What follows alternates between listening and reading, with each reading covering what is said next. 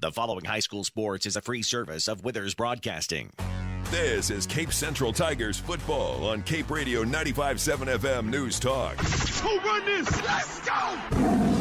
This season of Cape Central Tigers football is brought to you by MRV Banks, Cape Career and Technology Center, Cape Girardeau Honda, Garber's Menswear, Stone Mountain Flooring, Banterra Bank, St. Francis Healthcare System, and DollarSavingDeals.com.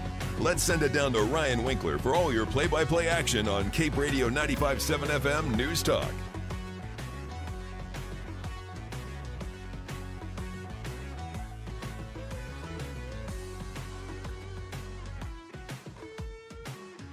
Good evening, ladies and gentlemen. I'm Ryan Winkler alongside Chandler Jansen as the Tigers are going to finish out the regular season here tonight against the Kennett Indians.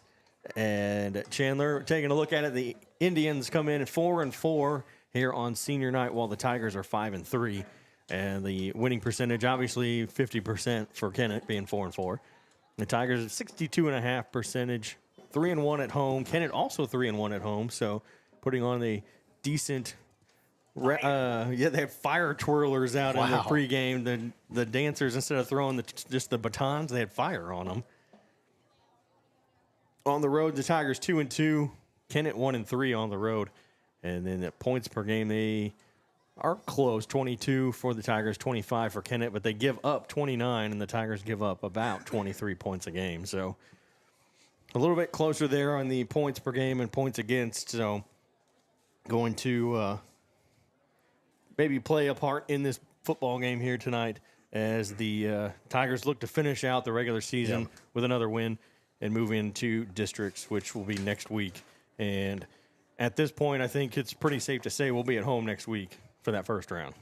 Yeah, and you mentioned that. I think it also would be a good time to mention that, typically we play on Friday nights, but next week, due to Halloween, it's actually going to be on Thursday. So we'll have the Thursday night call for you next week for the district play as we get into that. Yes, tonight is the last regular season game here at Kennett High School. And we're looking at some of the rushing leaders here.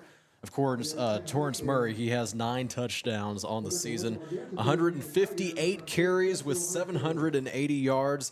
And Ryan, I believe you said we might be seeing the return of Keyshawn Boyd this evening. Get some snaps here tonight. He's not going to play the whole game, just going to give him a couple and see how he feels and all that.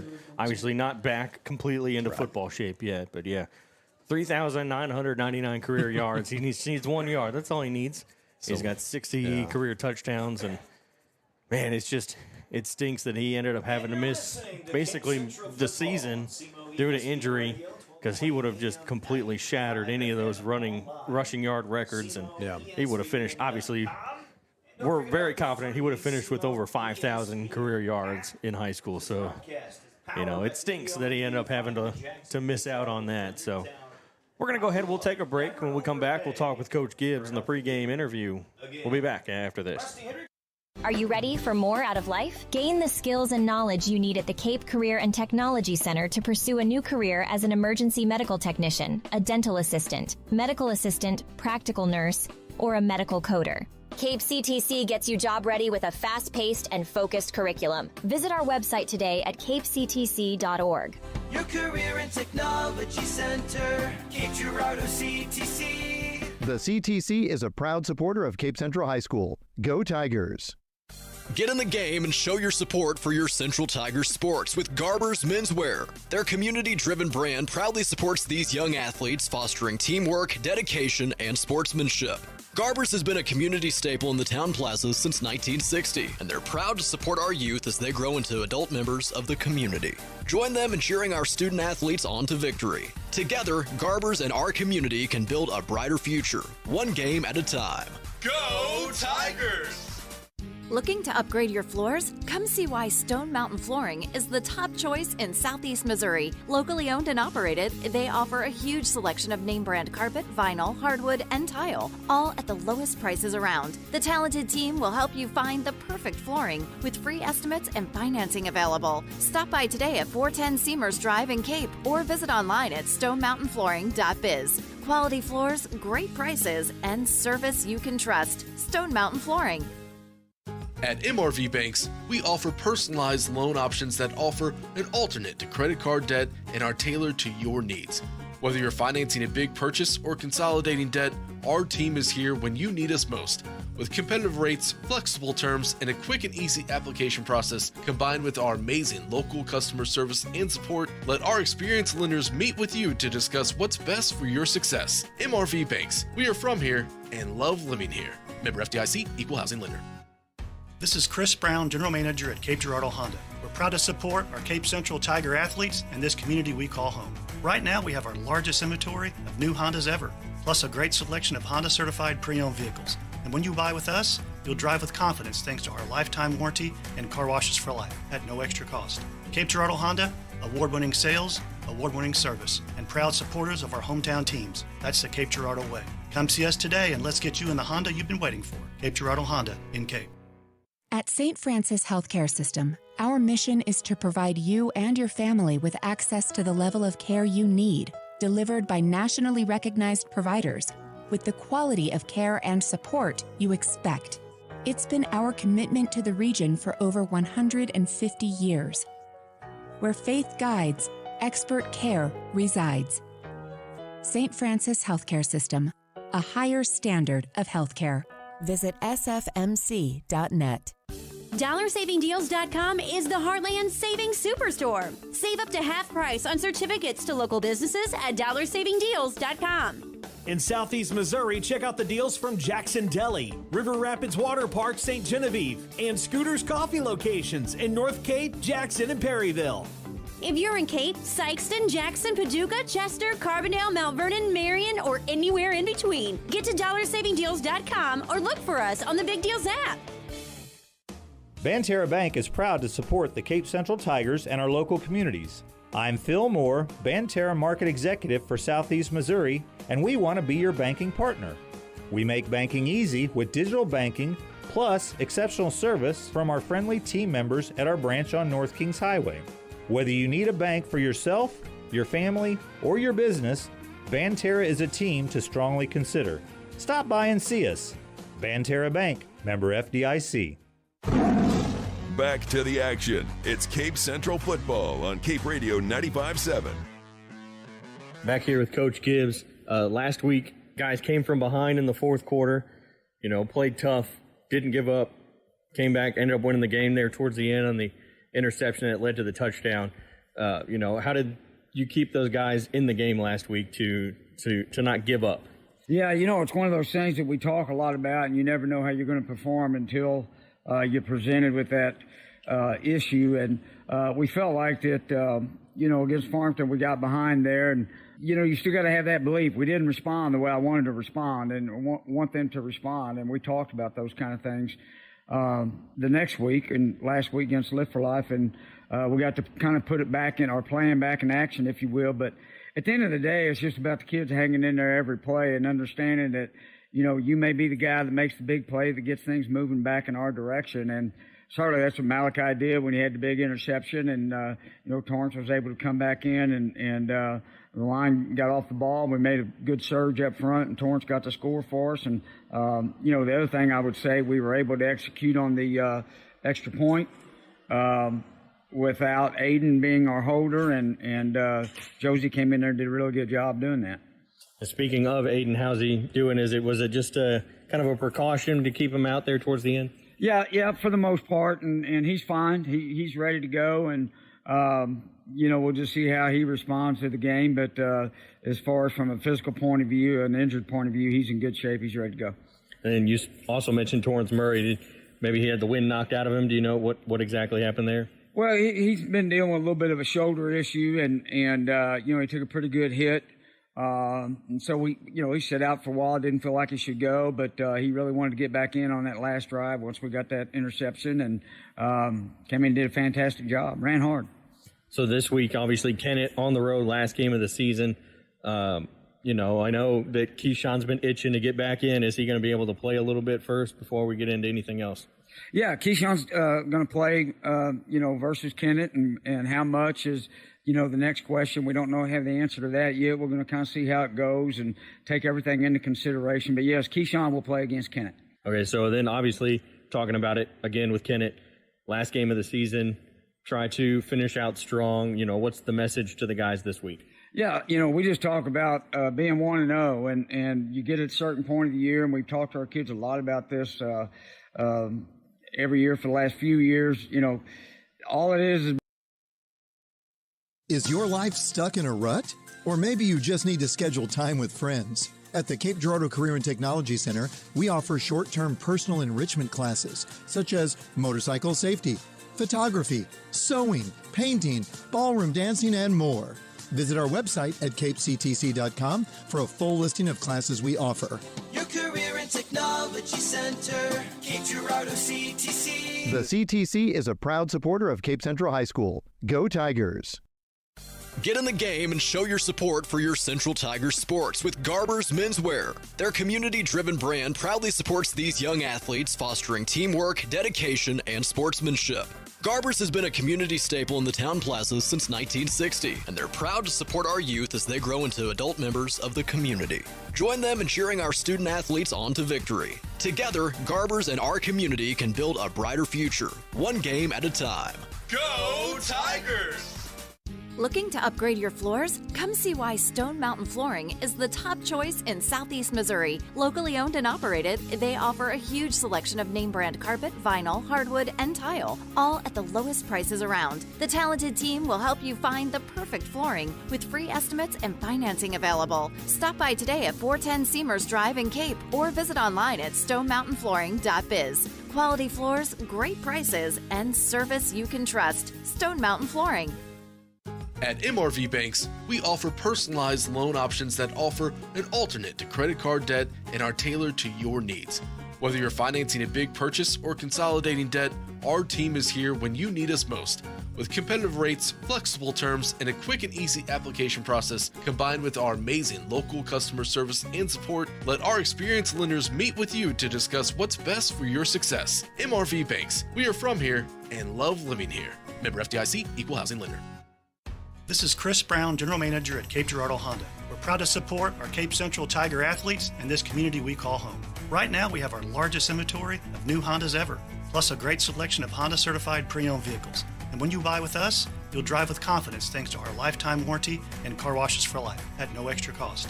Cape Girardeau Honda, award-winning sales, award-winning service, and proud supporters of our hometown teams. That's the Cape Girardeau way. Come see us today and let's get you in the Honda you've been waiting for. Cape Girardeau Honda in Cape. DollarSavingDeals.com is the Heartland Savings Superstore. Save up to half price on certificates to local businesses at DollarSavingDeals.com. In Southeast Missouri, check out the deals from Discovery Playhouse Cape Girardeau, Rock and Roll Drive-In Chaffee, Momo's Favorite Treats Cape Girardeau, and Tropical Island Pets Cape Girardeau. If you're in Cape, Sykeston, Jackson, Paducah, Chester, Carbondale, Mount Vernon, Marion, or anywhere in between, get to DollarSavingDeals.com or look for us on the Big Deals app. Banterra Bank is proud to support the Cape Central Tigers and our local communities. I'm Phil Moore, Banterra Market Executive for Southeast Missouri, and we want to be your banking partner. We make banking easy with digital banking, plus exceptional service from our friendly team members at our branch on North Kings Highway. Whether you need a bank for yourself, your family, or your business, Banterra is a team to strongly consider. Stop by and see us. Banterra Bank, member FDIC.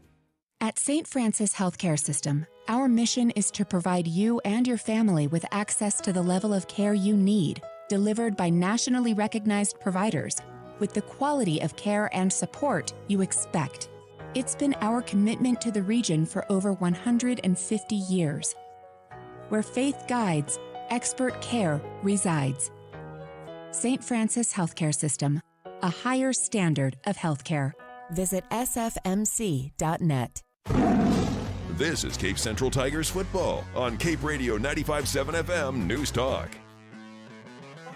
Welcome back to Kennett High School. I'm Ryan Winkler alongside Chandler Jansen as the Tigers and the Kennett Indians will go head-to-head as the Tigers will kick it away to Kennett here to start this one tonight. As Joey Charlton lines it up, and he will kick it away. And we'll get back to the end zone for a touchback. So the Indians will take over on their own 20-yard line. And the Tigers starters on defense. Defensive end will be Jathan Spain and Taquan Hunt. Nose guard Iverson Dorsey. Outside linebacker Joseph Hamlin. Inside linebackers Jonathan Williams, Logan Margetta. Cornerbacks Jaquan McClinton and D. Williams. The free safety Breon Clemens. The D is Malachi Johnson, and the R Colin Chastain. So it'll be 1st and 10 from their own 20-yard line for the Kennett Indians, as last year the Tigers beat Kennett at home 56-0. Started off slow, first quarter, only 7 points, then put up 29 in the second, and really kind of put it away.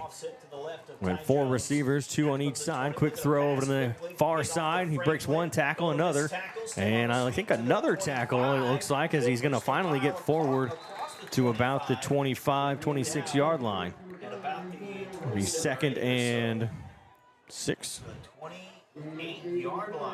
So how about that? That is Antonio Hollywood, and he is able to... That's a great name. Yeah, that is a good name, isn't it? It's a good good football name. It's going to be good for a gain of about 8. Yeah, so 2nd and 2, but they were going to put the ball at their own 28, 11-20 remaining here in the first quarter. The last regular season game before we start our district play next week. He'll hand it off, trying to run around the outside on the left side. He'll get enough for a first down as he gets to the 35-yard line. So once again, that is Antonio Hollywood on the carry. He is going to move the chains, pick up a first down here for the Kennett Indians. So we are just under 11 minutes to go now in the first quarter. Kennett has the ball driving down the field here. They come into this game at exactly 500, 4-4 on the season. Your Tigers are 5-3 on YouTube, Cape Central Sports, and also on your radio, 95.7 FM, 1550 AM. We'll take it, another handoff, running it up the middle. We'll get to about the 40, gain of 5. It'll be 2nd and 5. So Hollywood gaining more yards here again tonight. 3 times in a row they call his number and hand it off to him. Reception numbers, 35 rushes. So he's going to pick up about 5 yards there. Hollywood responsible for all the offensive plays so far for Kennett. It is a 2nd and 5. 10 minutes to go here in the first quarter. Scoreless ball game from Kennett Stadium. They'll put a man in motion, and a little bit of a high snap. They'll hand it off. He's going to break one tackle, but he's not going to break the other 2, as he'll get brought down way back in the backfield, as that was Nunley coming in for the tackle, and the handoff to, what was that? Cunningham, Cad Cunningham, I believe, was the other running back that they've been sharing snaps with between Hollywood and Cunningham. Hollywood is now stretched out as a slot receiver. 3 receivers are on the right side.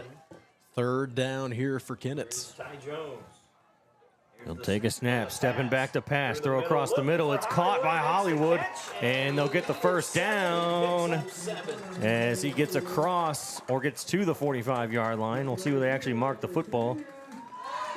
They actually mark it a little bit short of the 45, so I'm surprised they gave him the first down before they even placed the football, because I think it should be 4th and inches if you go across that one. But first down for Kennett. As Kennett just 36 players, I believe, on the roster. No, 32 players. As Jones will roll, looking downfield. He's going to throw, and it's going to go out of bounds, incomplete. And yeah, just nobody there at all to get a hand on that ball. It's going to bring up a 2nd and 10 here for the Kennett Indians. And this is the last, we're talking about last regular season game. So the Tigers are 5-3, looking to improve to 6-3 before we start our next week game, which is going to be on Thursday. We talked about that in the pregame a little bit. 1 week from today is Halloween, so we're looking forward to having a Thursday night call for you next week, and you don't want to miss out on that. 2 receivers on each side here, 2nd down, 2nd and 10, and they'll hand it off to Cunningham. He's going to run it up the left side, and I think he gains maybe 3. Yeah, just 3 yards gained there, so it'll be 3rd and 7. Once again, the Indians faced with a 3rd down. Last time they were able to get just enough yards to move the chains and pick up another 1st down. So we'll see what they do here on 3rd and 7. 3rd and 7 is Ty Jones, the quarterback, heads back to the huddle after getting the play call from the sideline. They were able to air it out last time, Ryan, and pick up a pretty nice gain. We'll see what they're able to do here. They're going to go with 3 receivers on the right side again. He's going to roll to the right, looking to throw. He'll throw deep downfield, and it's going to be incomplete, as it was intended for Zane Franklin. As we have a Kennett player down. Slow to get up. He is getting up, though. One of their top receivers to bring up a 4th and 7. So it's going to be 4th down. It looks like they will 4th and 7. Will have to come off for this play. Yeah, I think he kind of flopped there, if you noticed, Ryan. I think he was maybe hoping for some kind of pass interference, but I don't think that there would have been any need to call that on that play. So 4th down, they're going to have to punt this one away to the Tigers. Yeah, Jones is backing up to punt it away. It looked like maybe they were going to try to go for it on 4th down, but Jones is also the punter. 27 yards per punt. It's a high snap. It actually came. No, they're going to fake the punt. They're going to throw. It's caught by Hollywood. Hollywood has enough for a 1st down, cutting back towards the middle, and he'll get thrown down at about the 20-yard line. A big-time play there by the Kennett Indians. And 4th and 7, they go for the fake punt. I mean, that's one advantage of having your quarterback be your punter. I guess so, yeah. You don't always see that. So, nice play, and Antonio Hollywood, we're seeing his name already a lot this evening. He is able to get the reception there on a fake punt and put them in nice field position, too. 1st and 10 from the Tiger 20. So just now, finally get to the red zone for the Indians for the first time tonight. As they look to the sideline, as Jones finally gets the play, he's going to move Cunningham over to his left. Little high snap, and it's a pitch as they go for the option. Cunningham will get wrapped up, and he's going to get brought down on the far side of the field. And it looks like no gain but no loss, so it'll be 2nd and 10. So 7 minutes exactly on the clock here in the first quarter. We have a scoreless ball game at Kennett, 0-0. Cape Central Tigers' last regular season game here before district play starts next Thursday. 2nd and 10 here for Kennett. They've got the ball on the 20 after converting on that 4th down. A receiver on each end. As Jones takes the snap, he's going to fake the handoff to Hollywood, and the Tigers don't fall for it. They'll bring him down at maybe the 19-yard line, 18-yard line. Looks like 2 yards, so it'll be 3rd and 8. So he was able to pick up about 2 yards, bring the ball to the 18-yard line. Another 3rd down. We've seen 3 third downs, Ryan, in this drive, and we're going to see if they are able to keep things alive here. So Cunningham started to come off the field, and now he goes back out. pocket here for third and fourth down. And Cunningham will set up on the left side of Jones. Cunningham steps back, throws, it's caught. Well, I don't know if he made it to that first down marker. He's going to be short. It's going to be fourth and short. Zane Franklin, the receiver there for that one for the Indians. And Zane Franklin, 25 receptions coming into the game, 346 yards, 4 touchdowns on the year. He's the team leader for the receiving category. How about that? So will they keep the offense on the field here? I think they will. 4th and 2. I was saying, I don't think they have a kicking game otherwise, Chandler.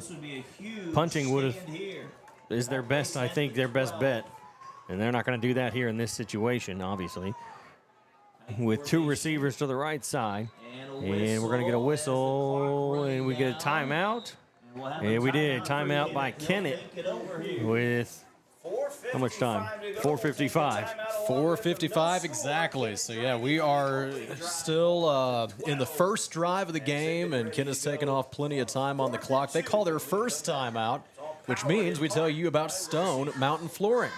Locally owned since 1993, Stone Mountain Flooring is your trusted source for all things flooring. You can visit them on Seamers Drive in Cape or online, stonemountaincarpets.biz. So, yeah, first drive, they're taking lots of time off the clock, able to convert on that 4th down, which was a fake punt. And Antonio Hollywood, he was the one who was able to come up with reception there. He's already having a big drive for the Kennett Indians, Ryan. So, yeah, what do we think early on here? I think the defense is doing what they need to do, but really this Kennett offense got a big break there when they got the fake punt. That fake punt, like you said, Hollywood was basically wide open, and that's not somebody you want to leave open. He's only a sophomore, and he's got some pretty good speed on him, and picked up that big first down as we are now 4th and 2. As there's 3 receivers to the right side, 1 to the left. As they look over to the sideline for the play. Jones spread it out with 3 receivers to the near side, 1 to the far will get set now as they do have the play. Cunningham to the right side of Jones. From the 12. He'll take the snap. He's going to pitch it back to Cunningham. Cunningham will. No, I don't think he made it. He's going to be short. And it's a turnover on downs. The defense stands tall. Keeps the Kennett Indians from getting that first down. And it's going to be 1st and 10 from the, let's see, 14-yard line. Nope, 12-yard line. So 1st and 10 from the 12. Wow, that defense standing strong when they need to. 22 points a game, averaging 263 yards. So McGuire in at quarterback, back here tonight, back in the game. As he kind of came out last week with an injury. He's going to give it to Keyshawn Boyd, and there is 4,000 career yards for Keyshawn Boyd, as all he needed was that 1 yard. And he picks up, looks like he got 10, up to the 22-yard line. So 10 yards, first carry, as it's Keyshawn Boyd and Torrance Murray in the backfield behind Aiden McGuire. As McGuire will take the snap. He will give it to Boyd. He's going to break a tackle, pushing forward, and he'll finally fall down at the 25-yard line. Looks like a gain of 3. So 2 carries, 13 yards so far. Yeah. First game back since week 1. And it sure is good to see him out there again, isn't it, Ryan? Yeah. We've really missed Keyshawn Boyd this season, and I know a lot of people feel the same way. So, yeah, 4,000 career yards. That is huge here at Kennett tonight. 3:55 to go. It's 2nd and 8 for the Tigers. So they'll put a man in motion, and they're going to hand it off to Boyd. He's going to come around, stiff arm, and he'll get out of bounds. And he will get pushed out of bounds. And he gets pushed out of bounds after a very short gain. Close to the 30-yard line. We'll see where they mark See where they actually put it. Oh, only to the 27. Just a couple of yards on that rush. They'll give him about 3 on the carry. A nice little stiff arm that Boyd was able to use there. 5 yards to go here on third down for the Tigers. 5 from the 27, 42% on third down. McGuire turns, fakes the handoff, throws, and it's blocked, and it's incomplete. It's deflected off of D. Anthony, the linebacker. Sticks his hands up, blocks the pass, knocks it down, and the Tigers will have to come out to punt this one away as Alex Owasco has turned into a punter now, or I shouldn't say turned into the punter. He's become the punter. Yes, he was the one last week. I had called it Joey Charlton. It was actually Alex Owasco who made that big run off the bad snap and the punt that got that first down against Lift for Life. So Owasco will take the snap, and that's a better punt. It almost was blocked there for a second as it's going to roll for Cape Central into Kennett territory to the 38-yard line. And that was a close one, Chandler. Almost got it blocked, but I think it almost looked from this angle, it looked like he kicked it right between his hands. I mean, it almost looked like it went right through his hands. I don't think it could have gotten any closer to being blocked than what that was right there. 3 and out for the Tigers. A little disappointing, but I'll tell you what, this defense is making a big stand early. Kennett was able to take off so much time on the clock, even go forward on a 4th down, but these Tigers that's what they do best, and they've been getting back there, getting pressure to this quarterback all season long. It is a 1st and 10 here for Kennett. 3 receivers to the left side. Jones will keep it himself, and he is going to be met at the line, behind the line, by the Tiger defense. Colin Chastain coming in with that one. He first one to get there, as it's going to be 2nd and long, about 2nd and looks like 12 or 13. And just as I said right before that play, they like to get back there in the backfield. That's what this defensive line is known to do. And Colin Chastain for Central. Just under 3 minutes to go in the first quarter. It is still scoreless at Kennett, 0-0. 2 receivers on each side here for Kennett this time, as Jones will set up for this snap. He'll take it, steps back, quick throw, and it's caught. And no, it's not. Franklin dropped it. It hit his hands and fell. Zane Franklin could not hold on to it. He was wide open. He may not have gotten the first down off the catch, but he would have at least gotten close. And instead of a 3rd and short, it's 3rd and long. You'll never get as close to catching a ball as what he did right there. And I think that's the other thing, Chandler. He knew that he had that open area around him, and he was turning to try to go ahead and take off down the field. And that's, I mean, you hear it all the time in college and NFL. You got to catch the ball. You're thinking about your next move, but you got to catch that ball first before you turn. So 2 receivers to the left, 1 to the right as Jones sets up in the gun. He'll step back to pass. Quick throw over the middle, and it's going to be incomplete as it went off the hands of Zane Franklin, I believe. Or was that Ty? No. Or was that Nick Fonda? I think that might have been. No, it was Zane Franklin. So no, it was D. Anthony, number 1. Yes, that's actually who I thought it was.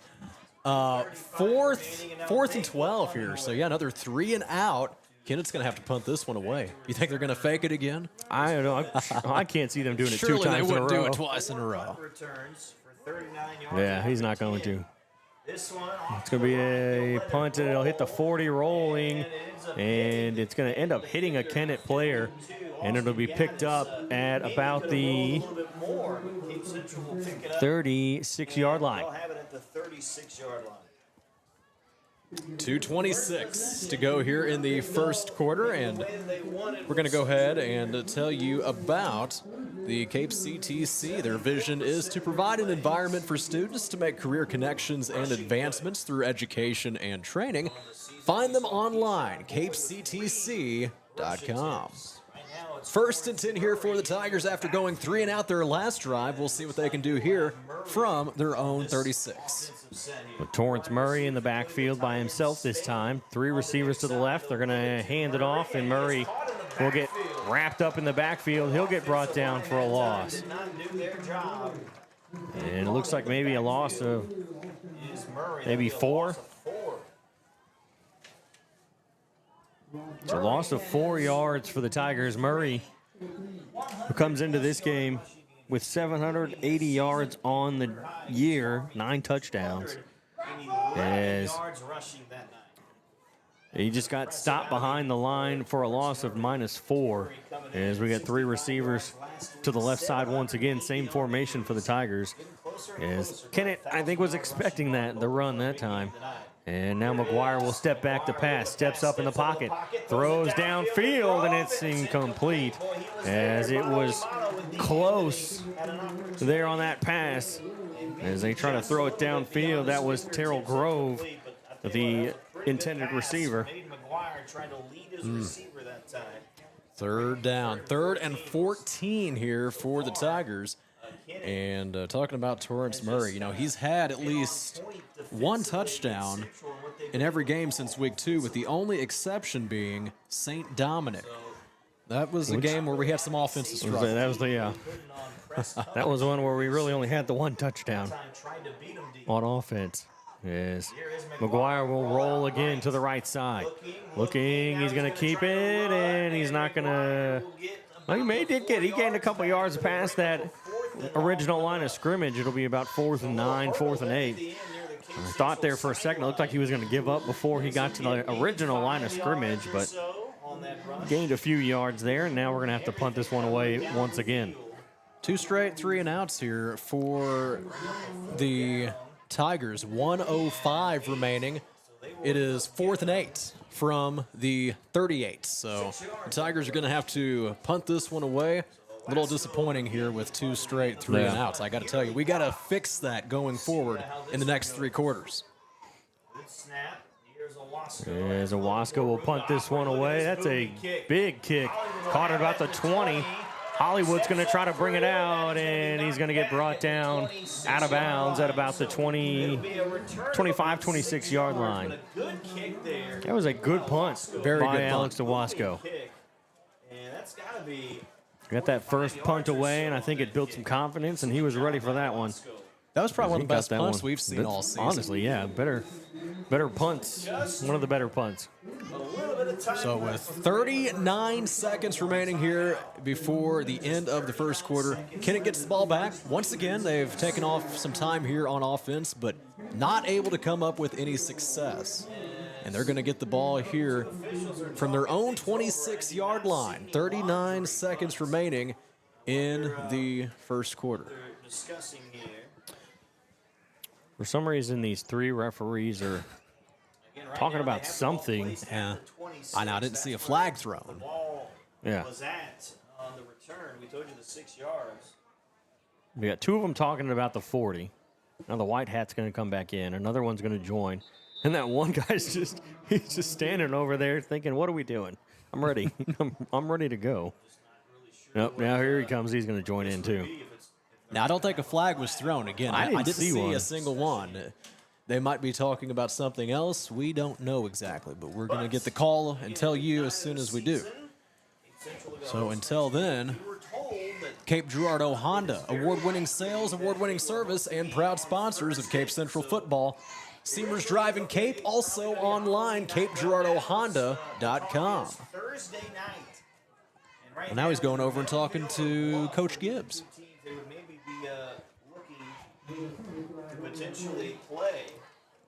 Personal foul against the Kennett Indians. Again, I don't see any laundry, but there was a flag there. So let's see what we do here. We're going to re-kick. Personal foul on the Indians. During the kick. It's a first down for the Tigers. Oh, okay. We'll take it. So that would have been a 15-yard penalty, I bet, on the personal foul. And that's going to give us the first down. That's huge. Could it be assessed?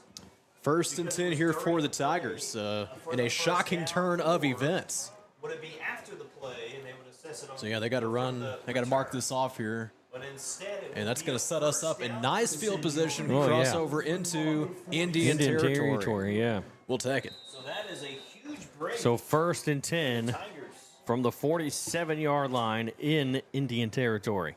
So far tonight, only Yeah, that's a big one. positive offense. Not a whole lot of offense those first two drives, but that'll help maybe get something going here to receivers to the left side. McGuire will take the snap, hand it off. Murray will run it up the middle, and he's going to break through to about the 40-yard line and gain 7 yards. That should end the first quarter. Yeah, most likely they'll just let time tick away here with about 20 seconds. And they could still run a play if they wanted to. Looks like they might run a play. Either they're going to run a play or they're going to try to get them to jump across. Maybe a hard count. 13 seconds left. They get to the line. Play clock at 20. They don't have to snap it if they don't want to. Well, they do 7 snap it. seconds. They're going to hand it off. He's going to find a hole, run down the left side of the field up to the 20, 23, 22-yard line as he gets out of bounds. And that is a heck of a way to end the first quarter right there. What we didn't expect that's for sure. We're going to go ahead. We'll take a break. We'll come back with the second quarter. No score after one. This is Chris Brown, General Manager at Cape Girardeau Honda. We're proud to support our Cape Central Tiger athletes and this community we call home. Right now, we have our largest inventory of new Hondas ever, plus a great selection of Honda-certified pre-owned vehicles. And when you buy with us, you'll drive with confidence thanks to our lifetime warranty and car washes for life at no extra cost. Cape Girardeau Honda, award-winning sales, award-winning service, and proud supporters of our hometown teams. That's the Cape Girardeau way. Come see us today and let's get you in the Honda you've been waiting for. Cape Girardeau Honda in Cape. DollarSavingDeals.com is the Heartland Savings Superstore. Save up to half price on certificates to local businesses at DollarSavingDeals.com. In Southeast Missouri, check out the deals from Jackson Deli, River Rapids Water Park, St. Genevieve, and Scooter's Coffee locations in North Cape, Jackson, and Perryville. If you're in Cape, Sykeston, Jackson, Paducah, Chester, Carbondale, Mount Vernon, Marion, or anywhere in between, get to DollarSavingDeals.com or look for us on the Big Deals app. This is Cape Central Tigers football on Cape Radio 95.7 FM News Talk. All right, back here at Kennett High School, Kennett Field, as the Tigers and the Indians, no score after one. And it's going to be first and 10 for the Tigers, as they will hand it off, and Keyshawn Boyd will get a good 10 as he gets down to the 12-yard line, 13-yard line. Let's see where he actually stood. 13. So 10 more yards for Keyshawn Boyd. And he has been such a key piece of this offense. We've really missed him the last few weeks. So it's good to see Keyshawn Boyd back in the game and getting some action here from Kennett Stadium this evening. And they'll hand it off to Boyd again. He's going to stutter step running through a defender. And he's finally going to be grabbed by a bunch of Kennett Indian defenders. And they'll finally just stop the play with a whistle. And it looks like he gets to the 9. Close to a first down. So almost a first down.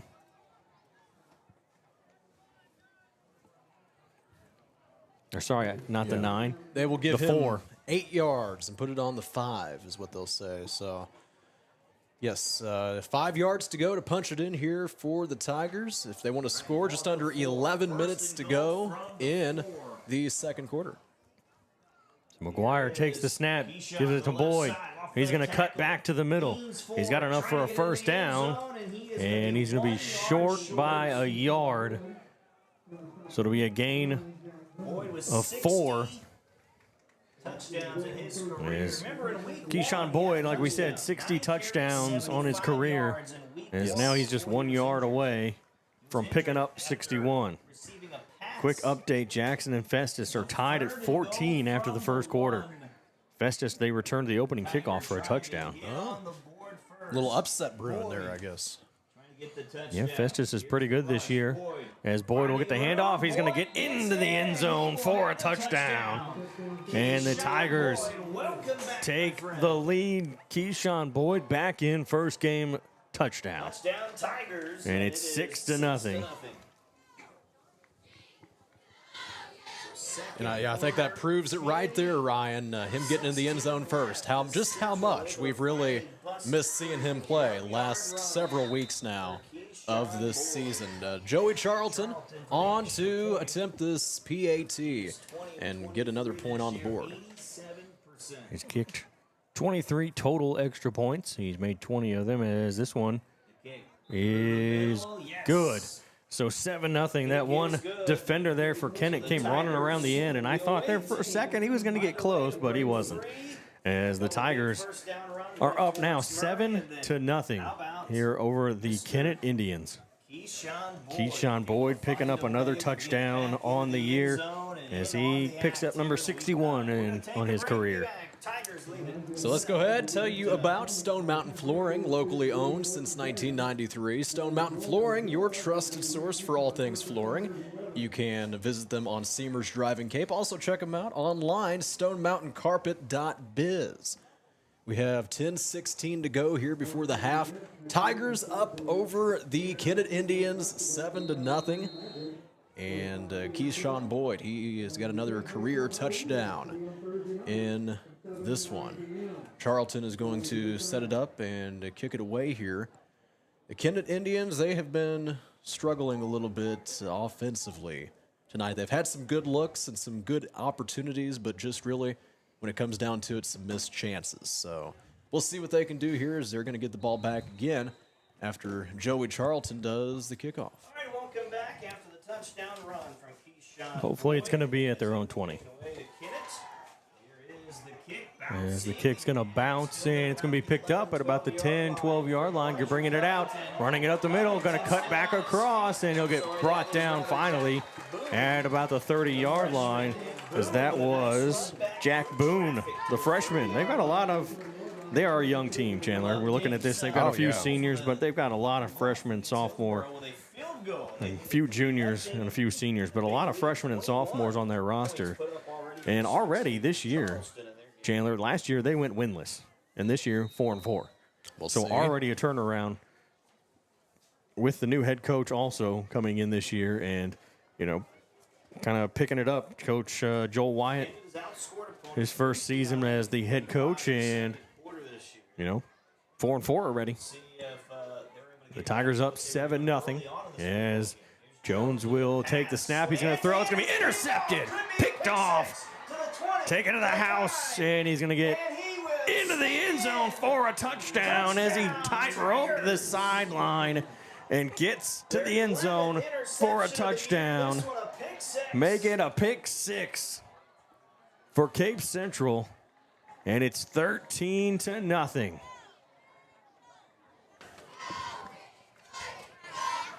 I think, was that Aiden Dockery? I could not tell. I couldn't tell what number it was. To be quite honest with you, I was not able to see over there and see who got that one. We will get that verified and confirmed. But yes, nonetheless, that is a pick six touchdown. It's good, 13-0, and Charlton is coming out for the extra point. How about that? I'm thinking it's either Aiden Dockery or Quan McClinton. Okay. My guess is McClinton, but I'm not sure. The extra point is up, and it's good. 14-0, so 2 quick touchdowns for the Tigers. Make it 14-0 here in the second quarter. They get a touchdown for Keyshawn Boyd, and then a pick six. We're talking, 35 yards or so? Yeah, that is quite the first few minutes here of the second quarter. After a scoreless first quarter, it's 14-0 already as the Tigers are on top. And we want to remind you about all the different ways you can tune into this exciting matchup. In case you didn't make the drive down here to Kennett tonight, you can tune in Cape Central Sports on YouTube, also Cape Radio 95.7 FM and 1550 AM as well. So few different options for your listening pleasure. If you want to tune in and watch the game and listen to us call it, you can check us out over there on YouTube under the Live tab. We'd be happy to hear from you out there this evening. 14-0. Tigers are on top of the Indians. And, the Tigers are used to playing the Jackson Indians, a big rival, but this is Kennett this time. 9:55 to go as Charlton lines this one up for a kickoff. He just kicked it off, but we'll see him do it again. He's going to do it all over again. This one's a high kick, and it'll be caught at about the 4. And he's going to bring it out, try to run it up the middle, and he'll get brought down at about the 18, 19. Yeah, no, this sideline referee saying it's a 20-yard line. We'll see if they actually place it at the 20 or not. So basically, should have just let it fall in the end zone. Yep, they are going to place it at the 20, so 1st and 10 from their own 20-yard line. I didn't think he made it out that far. I think it was Clemens. I think it was Brayon Clemens that had the pick six. Okay. Could have been Brayon Clemens. It You was know, a single-digit I almost thought number. it was him. I almost thought it was Clemens, but I didn't want to say that. Okay. So, Yeah. the pink gloves, I believe he was wearing those Oh, yeah, those pink gloves. Yeah, he's There back you go. out there, yeah. So That makes sense. that's his second INT. So Clemens with another interception, his second and a touchdown, as Jones is going to try to run it himself. He has some quick feet there as he stutter steps and tries to do a little shake and bake. He'll gain, looks like 4 or 5 yards. Let's see where they put it. It looks like the 25, so 5-yard gain by Ty Jones. Yes, quarterback keeper there for the offense. 2nd and 5, 9:15 to go before halftime. We will have the halftime update coming at you then. And talk about a recap of the first half. We'll talk some college, maybe some NFL, give you a pregame of some of those games too. Good snap, and they're going to hand it off. Hollywood trying to come around the near side. As he puts a stiff arm, he'll get out of bounds. Or see, they mark it, and it looks like it's enough for a first down. He gets to the 32-yard line.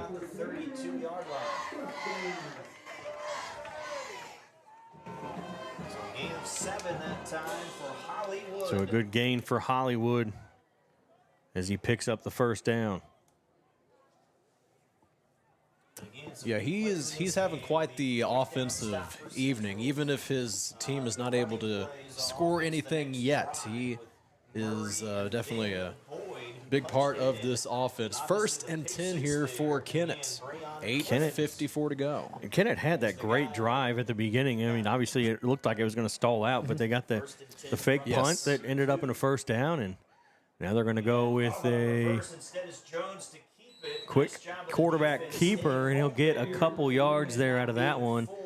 And, oh, wait, that was Hollywood. Antonio Hollywood with the direct snap. He comes in and lines up in the quarterback position to take the snap. Gains a couple yards. Looks like 3. Time will continue to tick here. 8:24 to go here now in the second quarter. Tigers on top by 2 scores. Kennett's got the ball. 2nd and 7 from their own 35. So 2 receivers here on the left, and they're going to put one in motion. He's going to end up behind the quarterback. Fake the handoff, and Hollywood's going to get spun around. He couldn't get brought down in the backfield, and now he's going to get brought down as he lost quite a bit of yardage there on that one. They tried to get fancy with it. Try to fake a handoff to one and then give it to Hollywood, and Hollywood did not escape at all. He escaped the throwdown, but he didn't make it past that after that because he got brought down on the side near the sideline. So it's going to be 3rd and looks like 12. So he loses 5. They're going to say a loss of 5 on the play. 3rd and long here for the Indians. So Jones in the gun, steps back. He's going to roll, quick throw, and it's incomplete as it went off the fingertips of Cunningham. So Cat Cunningham could not hold on to that one, and that's the passing game is not there anymore. They had that passing game working there at the beginning, and it just has not. It has not changed. I mean, it's not carried over into the second quarter. I'll eventually get my words out, I promise. Well, it seems like they're struggling here a little bit early on. Kennett is. They're going to have to punt this one back to the Tigers here on 4th down. So Jones will line up here to punt it away. Is taking his time. He'll get the snap, and he will punt it away. And Clemens will catch it at about the 30. Makes one man, and he'll finally get brought down at the 41-yard line. It's a pretty good, decent return considering how much space he didn't have when he originally caught that. So they'll get it at the 41, and it'll be 1st and 10, their own 41-yard line. I saw 2 very quick scores early on in the second quarter from the Tigers, and we'll see what they can do now. Momentum is on their side, no doubt. 7:02 remaining here in the second half. And we have got the ball on the 41-yard line. 1st and 10 for Cape Central. Ball on the 41-yard line. So McGuire will put Spain in motion. He'll move closer. And they're going to fake the handoff, throw to Spain. Spain makes the catch. He's at the 45, pushing forward and gets across to the 50. And it'll be 2nd and short. As he got to that 50-yard line, Chandler, we said it once last week, we'll say it again. That is the kind of thing that SEMO wants him for, is to be able to run those guys over and power his way down the field, as he is just a yard short of that 1st down marker. 2nd and 1 here for the Tigers. And they're going to hand it off. Murray will come towards this side, then cuts back to the middle. He's going to try to take it up the middle again. Looked like he was going to cut towards the far side and then decided, no, I'm just going to keep going. Gets across down into Indian territory at the 37-yard line. Nice. So a good gain. Nice of 13. About 13. Torrance Murray on the carry. We've seen him doing that all season long, and they're now into Indian territory. 1st and 10. McGuire will take the snap, hand it off. Murray's going to come around the right side. He'll push one defender with a stiff arm, and then he'll finally be brought down at the 30-yard line. So a gain of 7 for Murray. First carry of the football game, he lost 4 yards. 5:50 to go here in the second quarter. Tigers lead at 14-0. Driving down the field, looking to add to that lead. It is 2nd down, 2nd and 3 from the 30. 49 yards after. So 2nd and 3, like Chandler said, a receiver on each side. They'll hand it off. Murray will stutter step, then go back to the middle. Now he's going to break free over to the far sideline. Nobody there. Into the end zone. Touchdown. 30 yards out. Cape Central. Torrance Murray with a 30-yard touchdown run as he just popped out of there on the left side and took it into the end zone across the goal line for a touchdown. Just when you almost thought the play was over, he was able to break out of that mess of defenders and, well, get into the end zone for a 30-yard touchdown. And here's Charlton with that extra point. So 20-0. As the snap is good, the hold is good, the kick is up, and it is good. So 21-0 as the Tigers have scored all 21 points here in this second quarter. As 5:21 left here in the second quarter, as we'll take a quick break. We'll be right back after this. At St. Francis Healthcare System, our mission is to provide you and your family with access to the level of care you need, delivered by nationally recognized providers, with the quality of care and support you expect. It's been our commitment to the region for over 150 years. Where faith guides, expert care resides. St. Francis Healthcare System, a higher standard of healthcare. Visit sfmc.net. This is Cape Central Tigers football on Cape Radio 95.7 FM News Talk. Back here at Kennett as the Tigers lead 21-0 here over the Kennett Indians. 21 straight points for the Tigers as lining it up and going for the kick here. And that's a deep kick back to the end zone. And it'll land in the end zone, so no return. And it's going to be 1st and 10 from their own 20-yard line for the Kennett Indians. So a 1-yard touchdown run by Keyshawn Boyd, a 30-yard touchdown run by Torrance Murray. And in between all that, there was a pick six by who we believe was Brown Clemens. Yes, and we will be able to get that confirmed here sooner rather than later because we've been saying we think it's Clemens, but we aren't exactly 100%. But that's who I was thinking it was when I first saw it happen. So, and we were talking with Rusty over here about that too.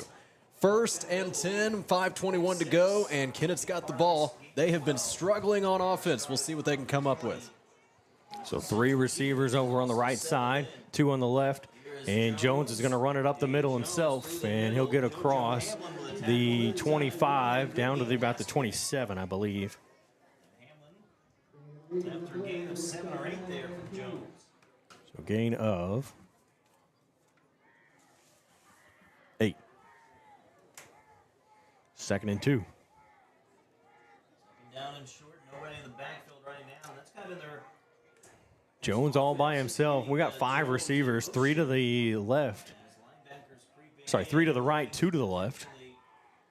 As looks like the Tigers maybe show blitz. It looks like they're changing the play at the line, though. Jones called something else out. He'll take the snap, quick throw to Hollywood, and he's going to get wrapped up and brought down in the backfield for a big loss. As that is Joseph Hamlin with a big tackle there. Joe Hamlin with a tackle. Yeah, good old JoJo. JoJo Hamlin coming in here at JoJo Memorial Field. I mean, that is just impressive, is it not?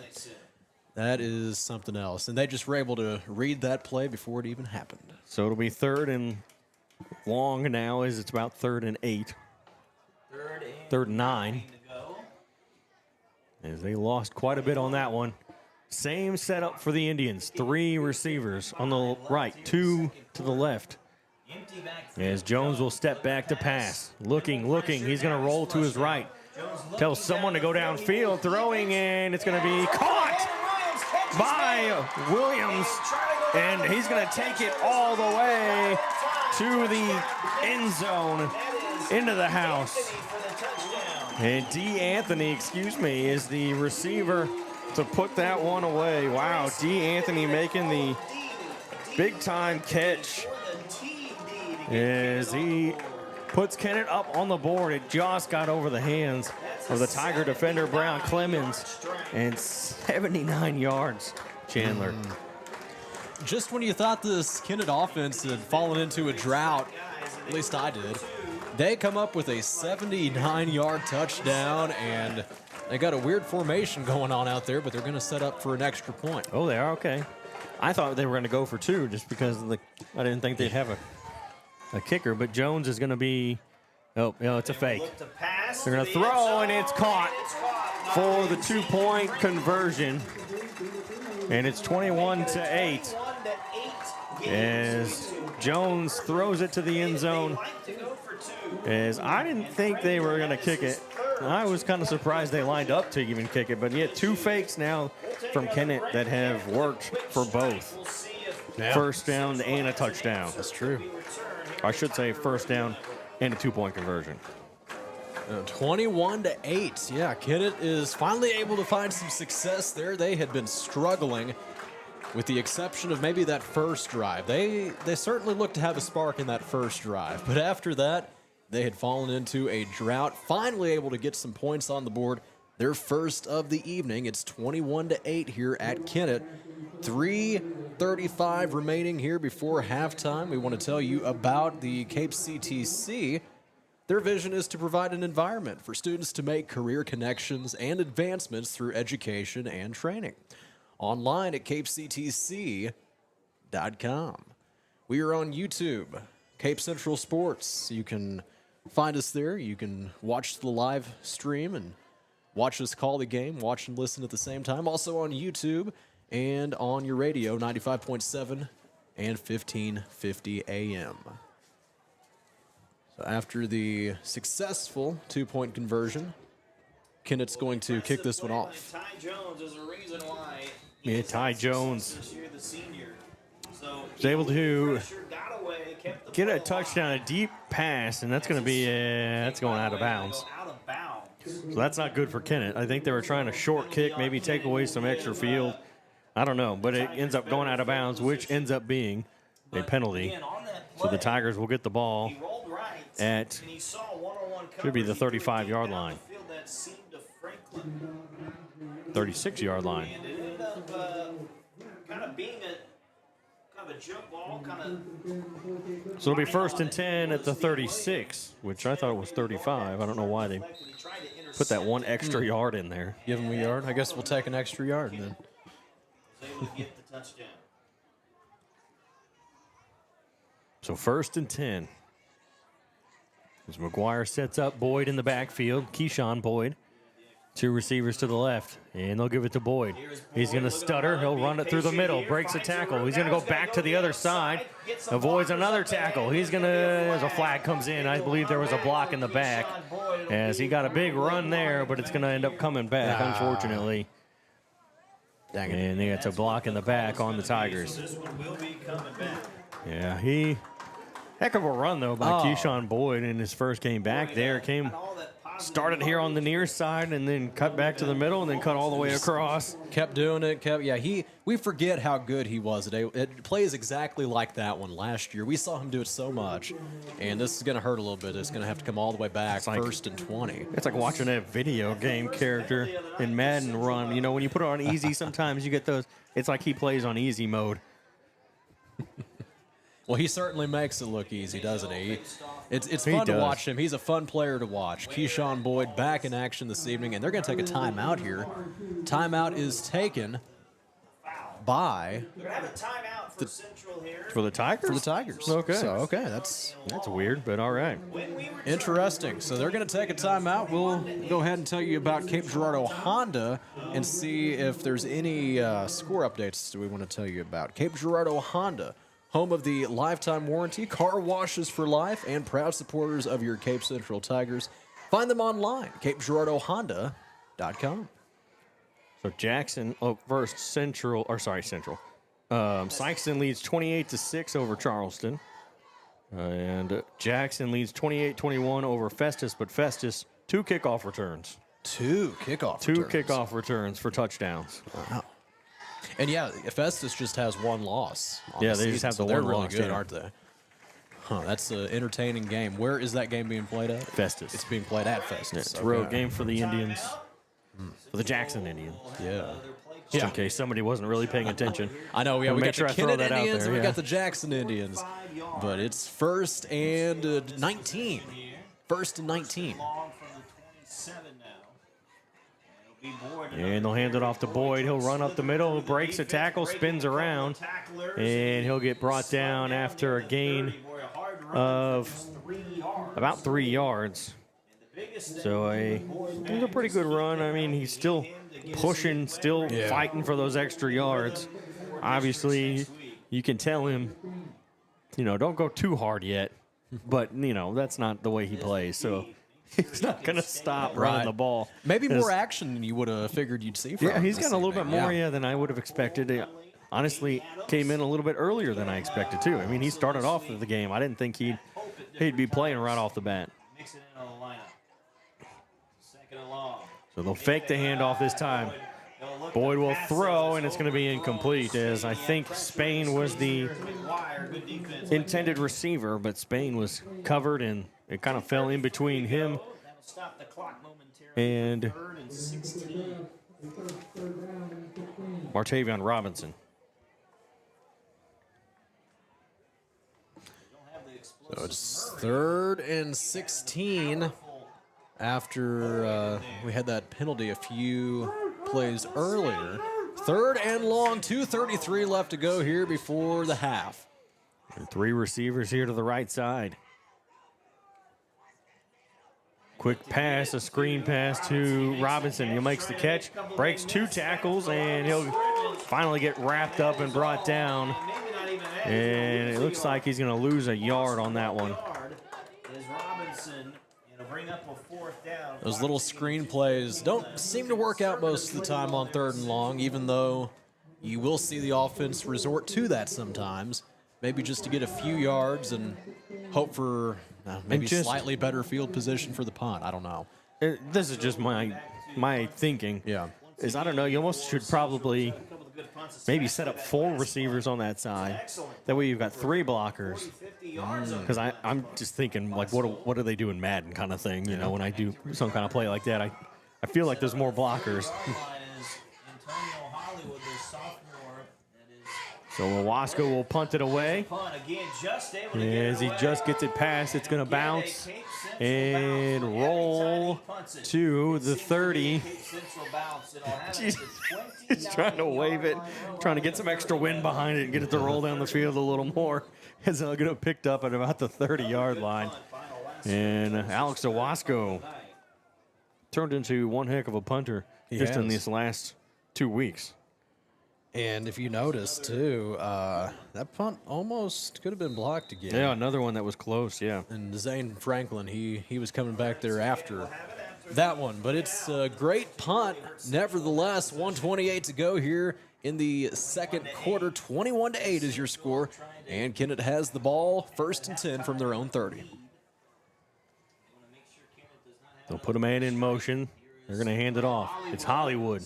Hollywood will get wrapped up in the backfield, and they're finally going to blow the whistle as they'll mark him at the 25.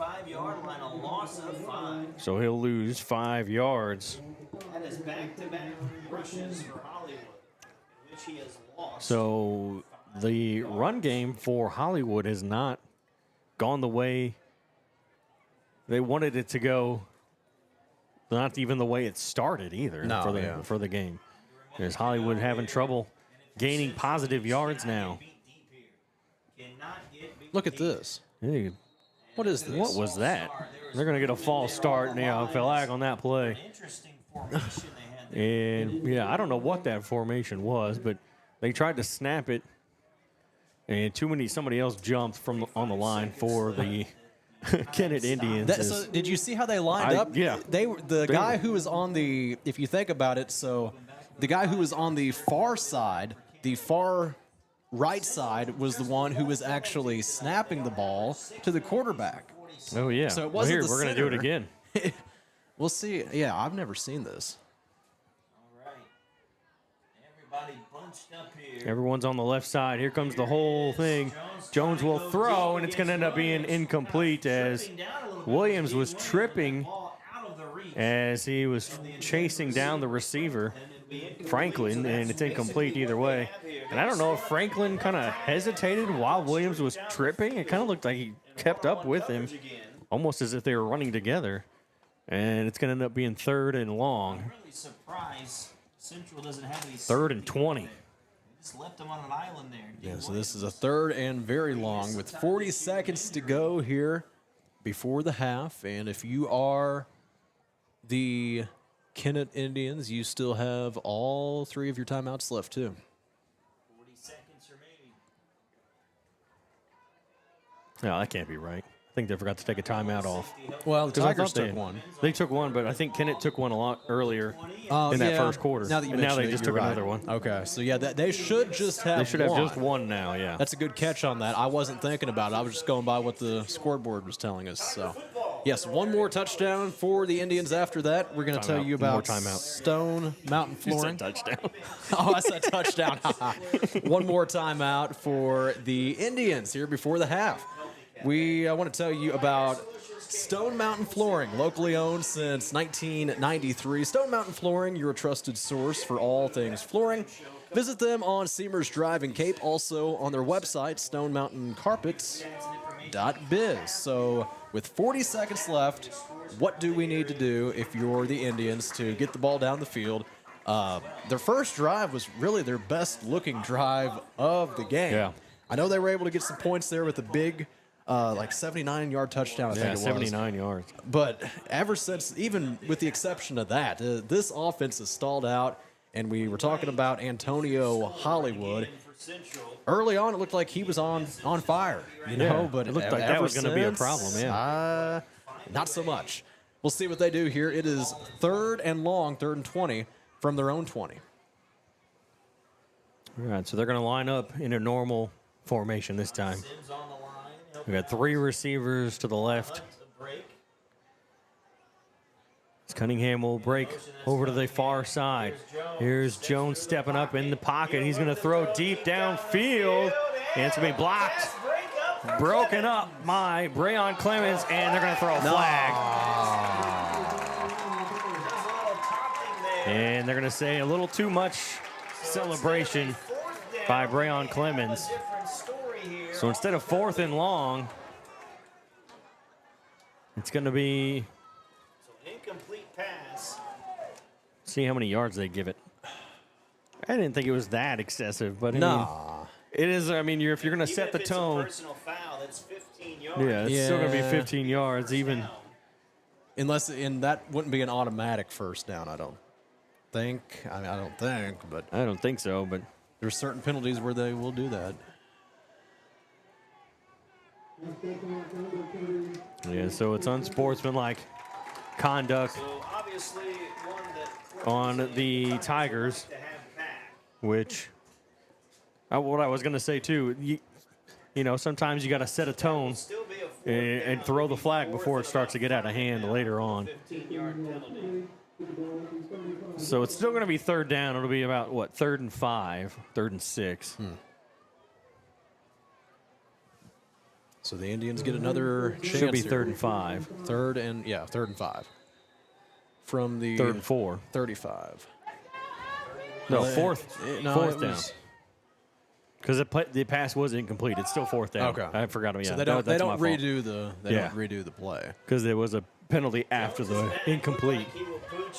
It looks like Jones is going to punt it away, but we've fallen for this one before. That one's off the turf, and they will have to punt this one away. It's going to bounce at about the 40 and take a couple of yards with it to the 38. So it'll be 1st and 10 from their own 38-yard line for the Tigers. Yeah, that was my fault. I forgot. Yeah, the penalty was after the incomplete pass, which makes the 4th down. Yeah. And then the 15 yards made it 4th and 5. Sometimes you have to think about it when it's all, the different penalties, because sometimes you redo the down, and sometimes it's, an automatic first down, and sometimes it's, 10-yard, 15-yard. It's a lot of different things that you have to keep straight. So with 21 seconds remaining here in the second quarter, the Tigers will take over. Ball on their own 38, 1st and 10.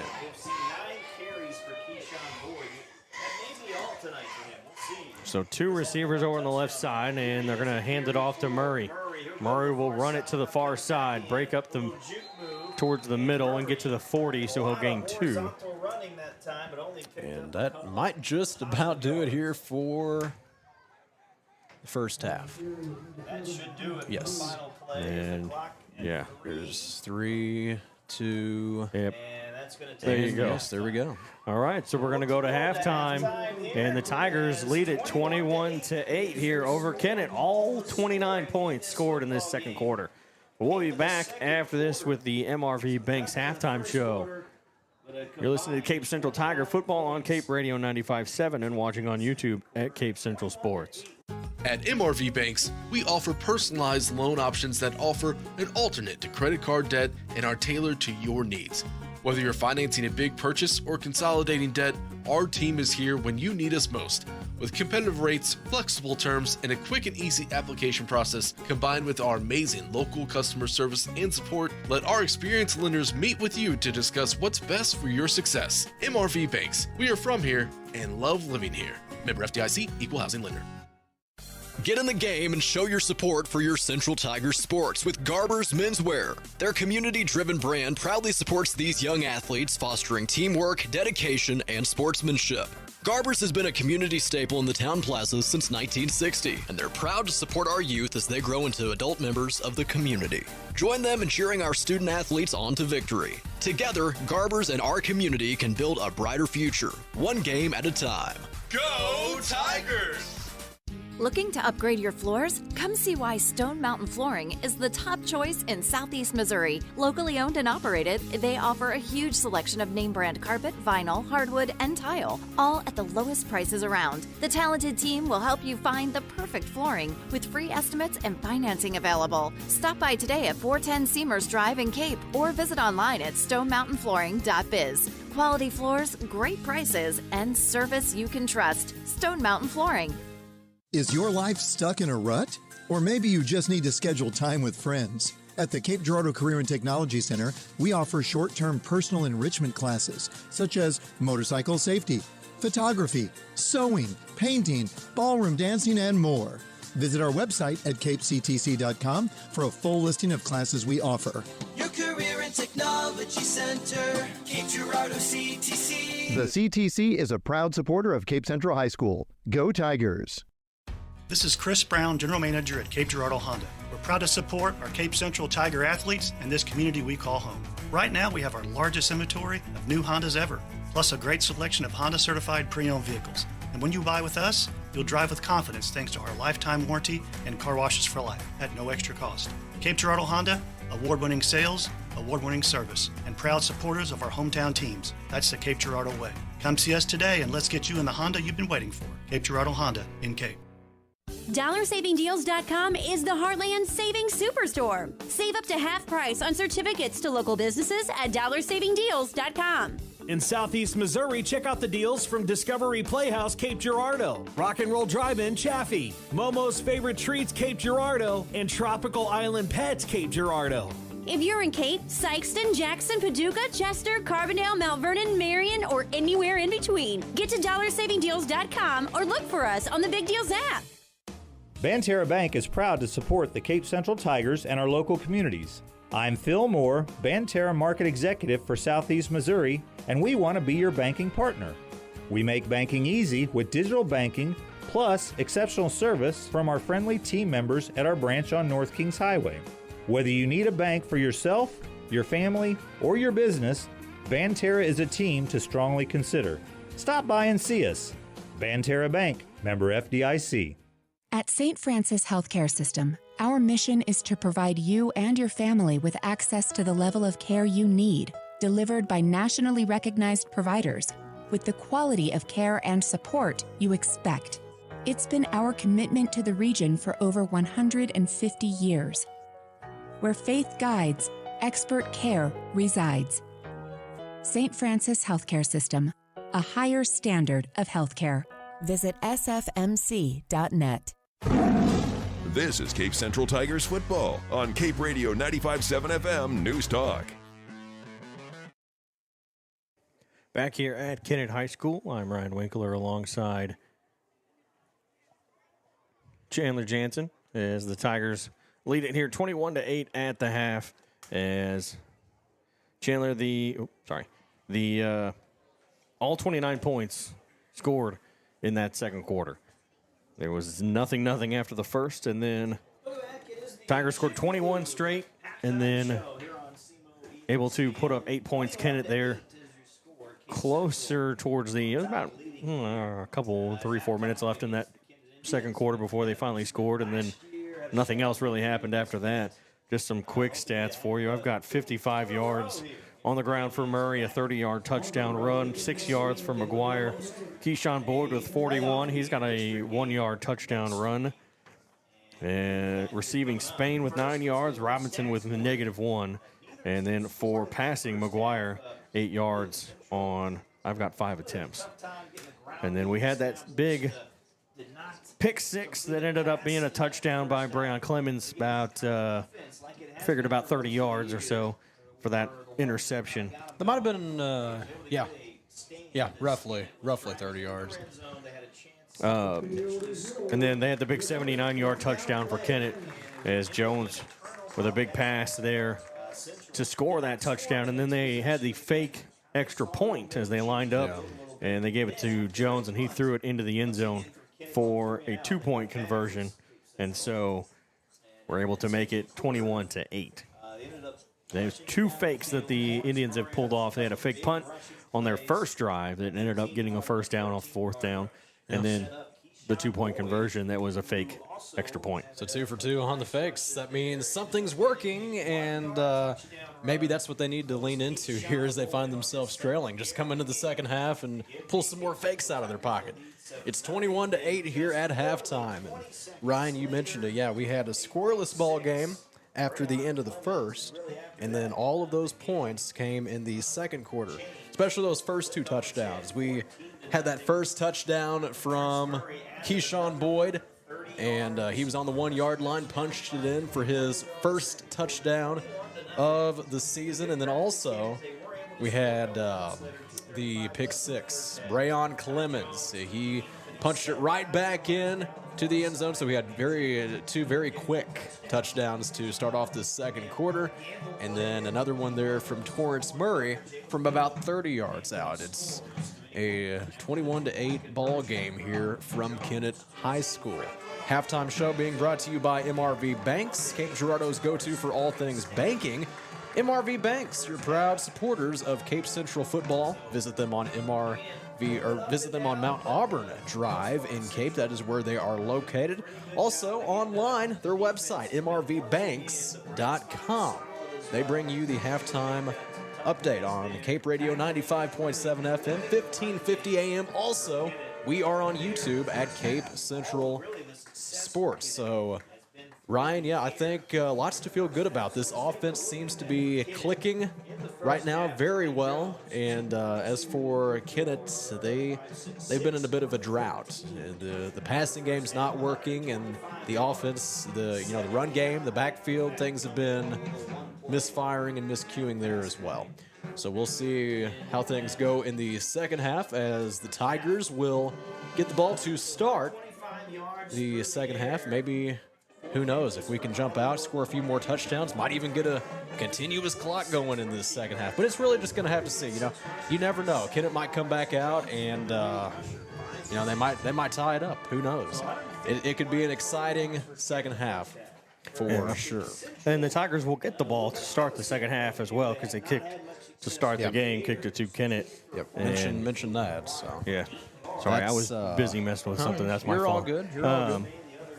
Yeah, so hopefully you can get some points right off the bat. Like you said, trying to push that score up, get close to that running clock. We've got a long way to go back home. Speaking of, the central side, it did get a little bit fuller. I mean, more people showed up there right before the game started. So, some made the trip, which, obviously grateful that they made the trip. But those of you that are watching and listening, we're a little more grateful for you because it helps us stay on the air and get this going. So, and it is a little cooler than what it has been. And, right now it's okay up here because we've got it's a nice, decent press box here at Kennett. We've got a heater here behind us, even with the window open. It's a good temperature, I feel like, with that heat blowing in, and then most of the windows blocked anyway by stuff, so we don't have to worry too much about cold air coming in here. But definitely a cooler night than what we've been used to, as it feels like it's finally starting to become fall. It is 57. Yeah. So, I mean, it's not cold, but, whatever. You look like you had something to say. Well, I think, when you talk about the weather, it just seems like things have been staying so hot for so long. And then suddenly, here it is towards the end of October, and it finally got cool on us. But yeah, I would rather it have kind of been, 70, 75 degrees the last few weeks, maybe the last few months even. But that's not the way it's been this year. And it doesn't really seem like it's been that way the last few years. I don't know about you, if you've noticed that. It seems like we kind of just go from one extreme to another extreme. And I guess that's just the way it goes. it's hard to forget some of those outdoor setups that we had the last few years when it was really cold. And just that one at MICDS that year where the wind just cut right through you. And remember that? That was the really cold one when we were outside. And hopefully we don't have to do that again. I guess that would have been 2 years ago. I can't remember. I know we looked it up that one night, and I can't remember. I feel like it was actually longer. I think that's what it was. We thought it was only like 2-3 years ago, but it ended up being like 4 or 5. It was much further back than what we expected. This would be my 4th year calling. Okay, so it was probably that. So it was probably our first year, yeah. Even though we were on Jackson our first year, I know that kind of thing has changed. Yeah, that's right. It started out that way. Let's see here. We ended up being on the Cape game. Yeah, 2022. So 3 years ago. Okay. Wow. It was when we went to MICDS. Won 14-10 and froze to death. It's kind of hard to believe that was 3 years ago already, but I guess. Wow. Yeah, that's crazy. Because, that's the last time we played MICDS in anything. Oh, so nothing in since. football. So, it's just that was the last time we played MICDS. And then 23 was Eureka, which that one wasn't that bad because it was actually decently warm when the sun was on us throughout that game. And then we ended up going to Cardinal Ritter. That was another cold one because that was a night game. We played Eureka on a Saturday afternoon. It was okay. I remember that. And then the next week we played Cardinal Ritter on the road, and that was super cold. Because that was when we were set up right next to that press box almost, just a little off to the side. We had the heaters going. Yeah. We had like 2 heaters going. And then we played Cardinal Ritter, obviously, last year in the district championship. We went up that there one was a last little year. better. Yeah. But we went to Cardinal Ritter twice, 2 years in a row. One was better because it was a little earlier in the year than the other one. Well, last year's was the Friday night game, and then the year before that was that Saturday. It was like a Saturday afternoon. Or the Eureka one was the Saturday afternoon. We played at Cardinal Ritter twice at night, and it was, and I don't know, we couldn't figure out why we were playing at night. That's in that situation because it should have been just an afternoon game.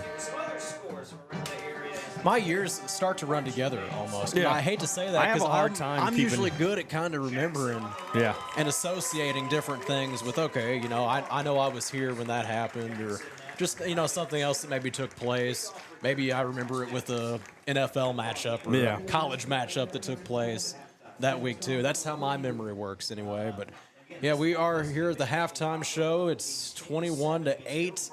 And speaking of college and NFL, we usually do like to preview some of those games that are going on. But how about we look back at last week's game? We were talking about the Broncos and the Giants. What a game that was. And I know you're a Broncos fan. That was very stressful. Then it was great. Then it was stressful. Then it was great. Bo Nix. And I think, the young quarterback there, and there's a lot of potential that they have on that team. But think about it. They were down 26-8. Yeah. 5:17 remaining in the ball game. Now, that's crazy. And they came back to win that game 33-32. And, that's one of the greatest comebacks ever. I don't know if people out there don't realize that. I'm not going to say it's the greatest comeback ever, but for the time that was left, that's really the key here, too. The time that was left in that game, for them to come all the way back with only 5 minutes to go, that really is the most impressive part of that comeback. And if you want to think about some more recent games, with big comebacks, obviously the Super Bowl with the Patriots and the Falcons, the game was 27-3, ended up being 28-3, and then it was 34-28 was the final. And then also a few years ago, the Texans and the Colts. Or no, it was not. It was the Vikings. Oh, yeah. The Vikings had a game, and I want to say they were down by 30-something in that, because I was looking at this a few days ago. It was pretty impressive. But, yeah, we have just add that one as another legendary game here last week when the Broncos were able to come all the way back and pull off the win against the Giants. So that is a huge. I'm going to throw this out there for you. Yeah. So it was also, so number one, it was the Super Bowl 50. There was their reunion weekend for that because it's been, however many long, 10 years. And then they also honored Demaryius Thomas. They put him in their Ring of Fame, in which he passed away, I think it was 3 years ago. He passed away at the age of 33. Yes. They scored 33 points. I was going to tell you that. He was number 88. They had 2 drives that finished with 8 points each. Wow. And the final drive started with 33 seconds on the clock. It's pretty crazy there, isn't it?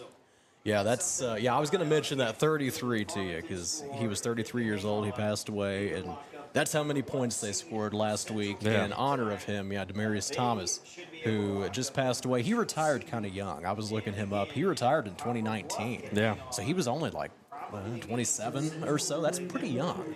But, we also lost Doug Martin from the Buccaneers running back. You all remember him. He was also a young guy, and we just lost both of them. So kind of sad. We're thinking about losing some of these NFL players. Yeah. They're not, they're not 80 years old or anything. These are young guys that are supposed to be young and healthy. And sometimes, other things happen in life. But as for tomorrow, there's some games that we want to tell you about. So let's take a look at some of those games. Mizzou and Vanderbilt, a pair of 6-1 teams. And that's game day, I think, tomorrow in Nashville. Day. I had a feeling with two big SEC matchups there. And, of course, we also want to look at some of the other matchups that are taking place tomorrow as well, as we are kind of at the heart of football season. Oklahoma will be hosting Ole Miss tomorrow. Both of those teams also 6-1, and BYU now number 11. They picked up a nice win last week against Utah, and now they're going to be traveling to Iowa State. So, we'll see if their undefeated streak will continue there for the BYU Cougars. But also Texas A&M, LSU, and North Dakota State and South Dakota State. Oh, that's a big one there. Both of those teams are FCS, and both of them are undefeated. So that's always big when those two teams get to play. That was the championship last year. Those two teams have been, in recent years especially, two of the best FCS teams that they have. So that's we talked about that last week. My brother knows Gray Zabel, who got drafted by the Seahawks, who went to North Dakota State, who went to Pierre High School. Well, it's actually not called Pierre High School. I think it's T.F. Riggs High School in Pierre, South Dakota. So, but they called, they go Pierre Governors because it's the capital. Yeah. So it works that way. But so he called his games and ended up winning national championship last year, got drafted first round, and I texted him the other day, and in my career mode on Madden, I got drafted as the quarterback by the Seahawks, and I told him Gray Zabel's side is the best side to scramble to because he's got a decently high rating to block for me, and I get a lot of rushing yards behind him. So I was like, you can tell him I said that. Tell him he does me some pretty good work blocking on Madden. That's funny. Chargers, they won last night against the Minnesota Vikings. That's a big win for them, too. They had been struggling the past few weeks, so good to see them win again. And then for other games going on, Eagles and Giants, that's the divisional matchup. Also, Buccaneers and Saints. We'll see what Baker Mayfield can do after kind of a disappointing performance last week. The Broncos looking to continue some success as they take on the Cowboys for a 3:25 kickoff. And then Sunday night game, Packers and Steelers. How about Monday night, Commanders and the Kansas City Chiefs? So I feel like those 2 night games may not be as good as they expected. But I will tell you, we have seen a lot of really good Thursday night and Sunday night and Monday night. We've seen a lot of really good games this year. And the Thursday nights are usually not the game that people expect to be good. I know. They've been good. I know. And people, I've seen some comments where people say, oh, this won't be a good game or nobody's going to care about.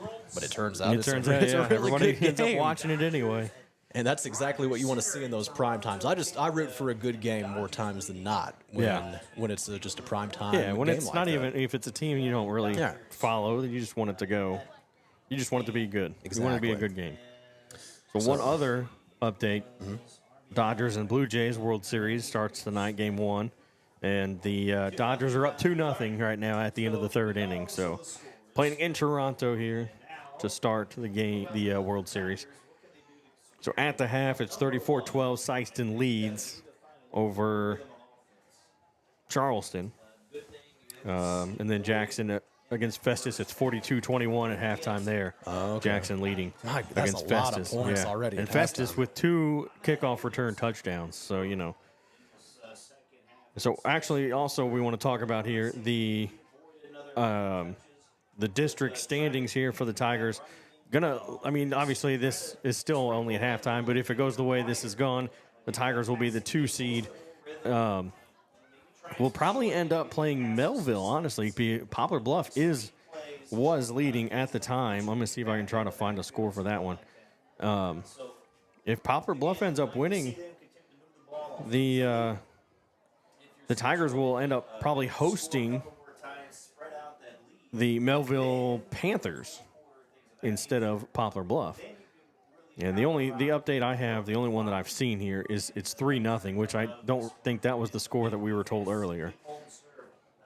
And so that's one thing that we got to keep an eye on, as it depends on. It's going to be a home game either way. It just now depends who plays where, or I should say who plays who.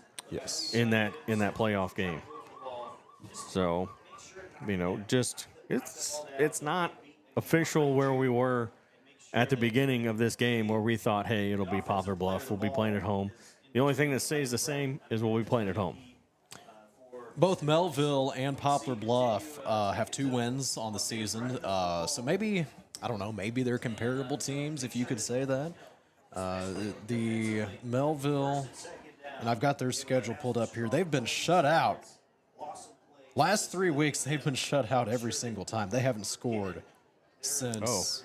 Their game is over already against Lindbergh. They lost 44-0. Today's the 24th. How's that game They're final done. already? They must have started early. Okay. So, and they Poplar lost. Bluff was beating Hillsborough. Yeah. So, here's the thing. So we got Farmington in first. Not a surprise. Central second. Not a surprise. Webster Groves is in third. Fox is in fourth with a 1-7 record. But because I guess they're a higher, they were Class 6, I think, last year. So their schedule was probably full of Class 6 teams. Okay. So the higher, if you play up, it gives you more points, which is what this ends up going by, is points and not even record. So they have more points than Miller Career Academy, who's only got 25, where Fox has 27. So it's Miller Career Academy with Vashon and Sumner in 5th, Poplar Bluff 6th. Yeah, and Melville 7. So right now, it's probably going to end up being Melville because we have 7 teams. Farmington will get a bye. 2-7 will end up being our matchup. So it should be Melville at this point. Since they've already lost, I don't see that changing anywhere now at this point. That would make sense then. Yeah, even with a win, win or lose, that shouldn't have any effect. Yeah. So we're going to go ahead. We'll take a quick break. We'll be right back after this. At MRV Banks, we offer personalized loan options that offer an alternate to credit card debt and are tailored to your needs. Whether you're financing a big purchase or consolidating debt, our team is here when you need us most. With competitive rates, flexible terms, and a quick and easy application process, combined with our amazing local customer service and support, let our experienced lenders meet with you to discuss what's best for your success. MRV Banks, we are from here and love living here. Member FDIC, Equal Housing Lender. Get in the game and show your support for your Central Tigers sports with Garber's Menswear. Their community-driven brand proudly supports these young athletes, fostering teamwork, dedication, and sportsmanship. Garber's has been a community staple in the town plaza since 1960, and they're proud to support our youth as they grow into adult members of the community. Join them in cheering our student athletes on to victory. Together, Garber's and our community can build a brighter future, one game at a time. Go Tigers! This is Cape Central Tigers football on Cape Radio 95.7 FM News Talk.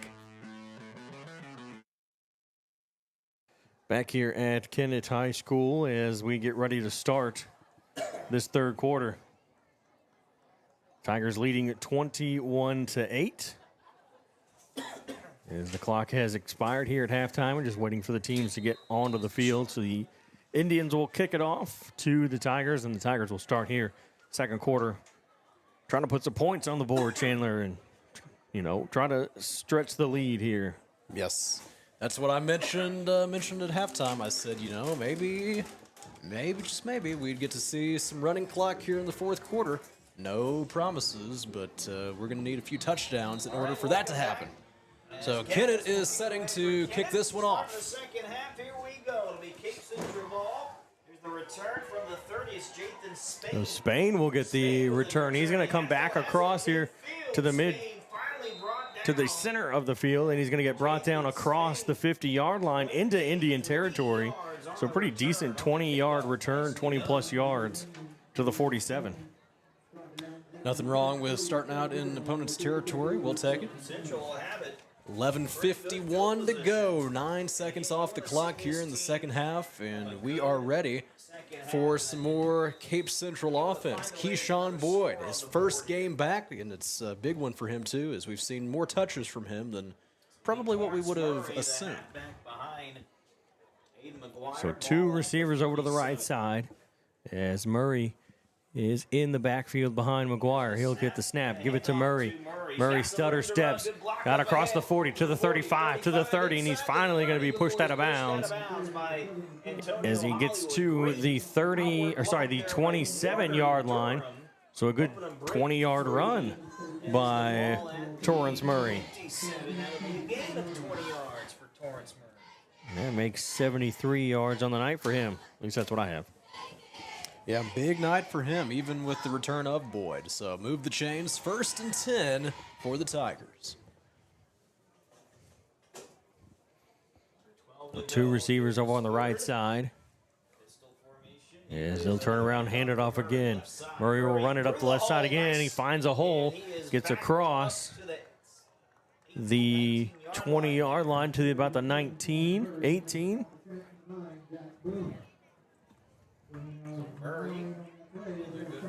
As that'll be a 9-yard run. He's going to get in here. Good to have him in, the senior. He's going to get on the act. Matthew Pope checking in. As Pope has been out for a while with an injury. So starting to get everybody back here at the end of the season, which is exactly what you want. It is. You come back to full strength. A receiver on each side. As they'll set a man in motion and a bad snap. And McGuire will have to pick it up. As he picks it up, he slides on the turf, which will count as him being down. And it'll be a loss. Looks like they lost all those yards that Murray picked it up. So it's going to be 3rd and 10. Back to the 27. Yeah, lost all those yards, all 9 that Murray picked up. We got two receivers over on the right side. As McGuire will line up with Murray in the backfield. McGuire takes the snap, steps back. He'll throw, and it's going to be incomplete, as it's just a little too far out in front of Jathan Spain. And that'll be 4th down. What do we do now on 4th down, Ryan?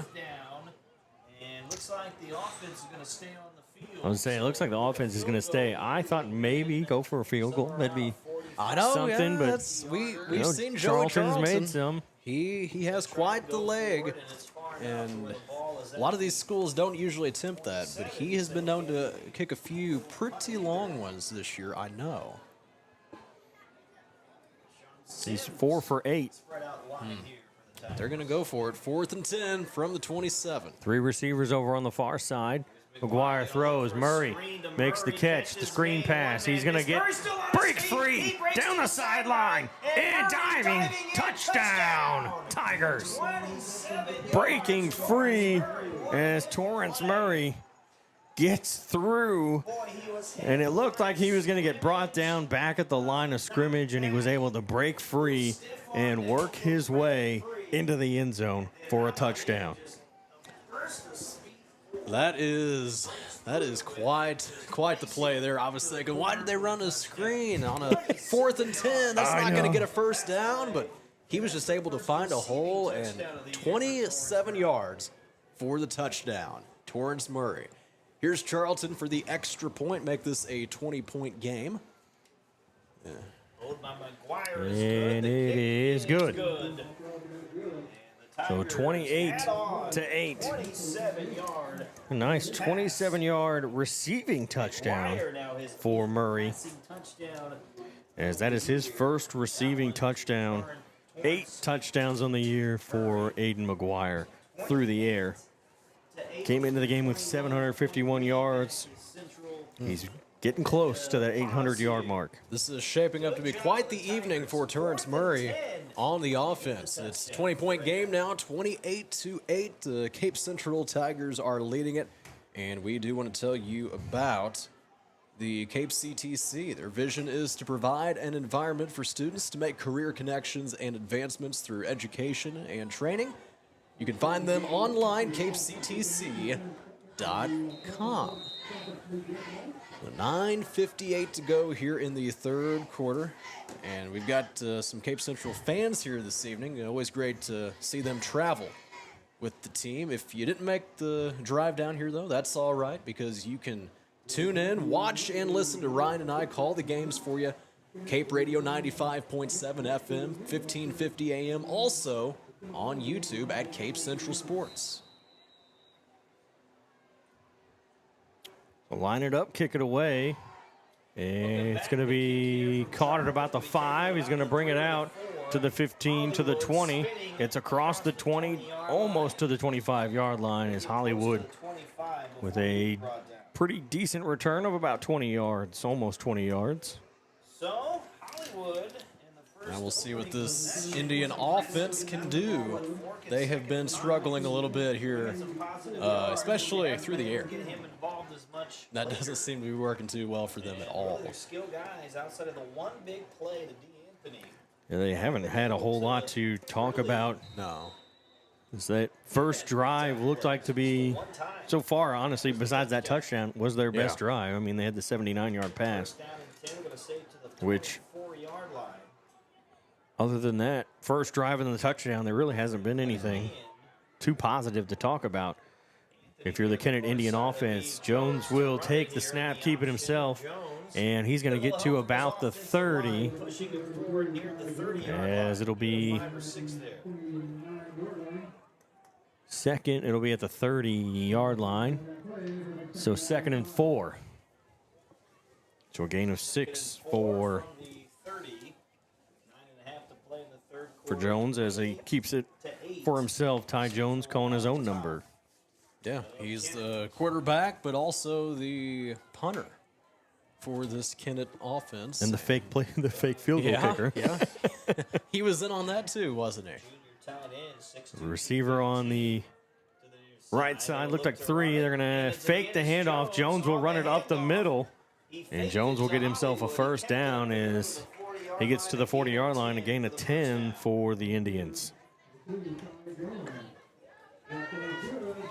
1st and 10 here. 9:01 remaining in the third quarter. Kennett Indians able to move the chains. That's something they've been struggling with here this evening, too, is to just get a first down. That's been tough. So 1st and 10 here from the 40. And that clock will continue to run now. 8:40 left to go in the third.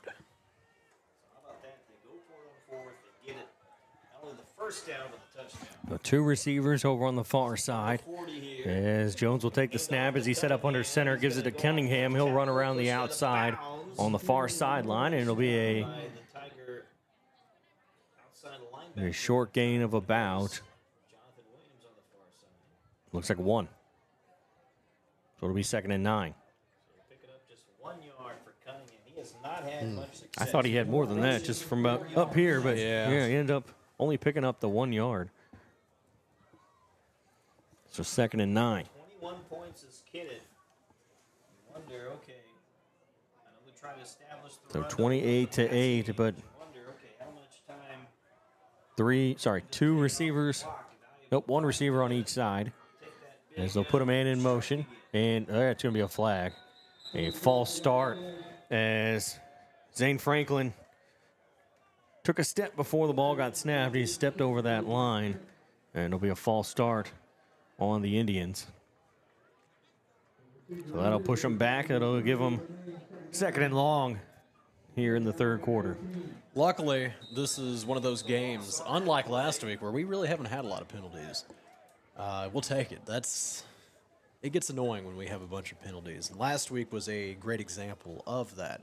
So, 28-8 with 8:15 left to go in the 3rd quarter. Down and 14. So 2nd and 14. 2 receivers to the left, 1 to the right. Take the snap, hand off to Hollywood. He's got a stutter step, and he's not going to get anything. As he kind of got to the line and then I guess saw there's no space for me. Really didn't have any time to try to go either way, so he just tried to power his way through, and it didn't work. And he'll get stopped for no gain. It'll be 3rd and 14. Seemed like he'd be a pretty big problem early on. Yeah, it started out, he had quite a few good runs and a couple of wide open catches, and then like you said, thought it was going to be a problem, and then nothing.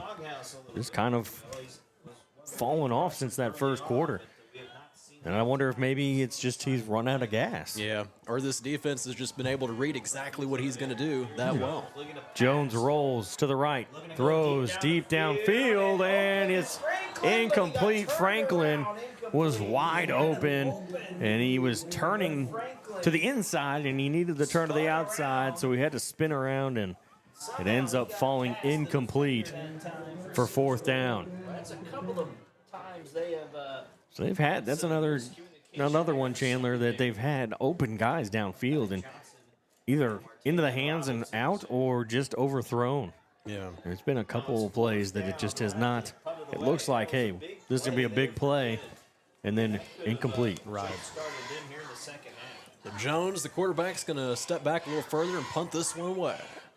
Oh, that snap gets way over his head. He's going to have to pick it up and punt it quickly. He does get the punt away. Oh, that's a pretty decent punt. That's a good punt, considering, hey, he had to go all the way back to about the, 10-yard line or so, and they're going to pin it at the 38-yard line in Tiger territory. I didn't think he was going to be able to get the punt away. It looked like there was going to be maybe a block in this future, but he was able to get it just past those hands.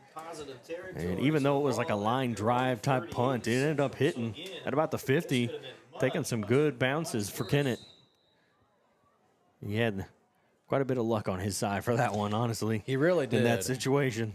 I don't feel like that wasn't really supposed to have all happened there after a bad snap like that. But, yeah, nevertheless, he's able to capitalize and get a nice punt off. They'll put Grove in motion, handing it off. They'll give it to Boyd. He's back in the game. He's going to run to the far sideline, and he's going to be pushed out of bounds. Looks like no gain. And no gain on the play.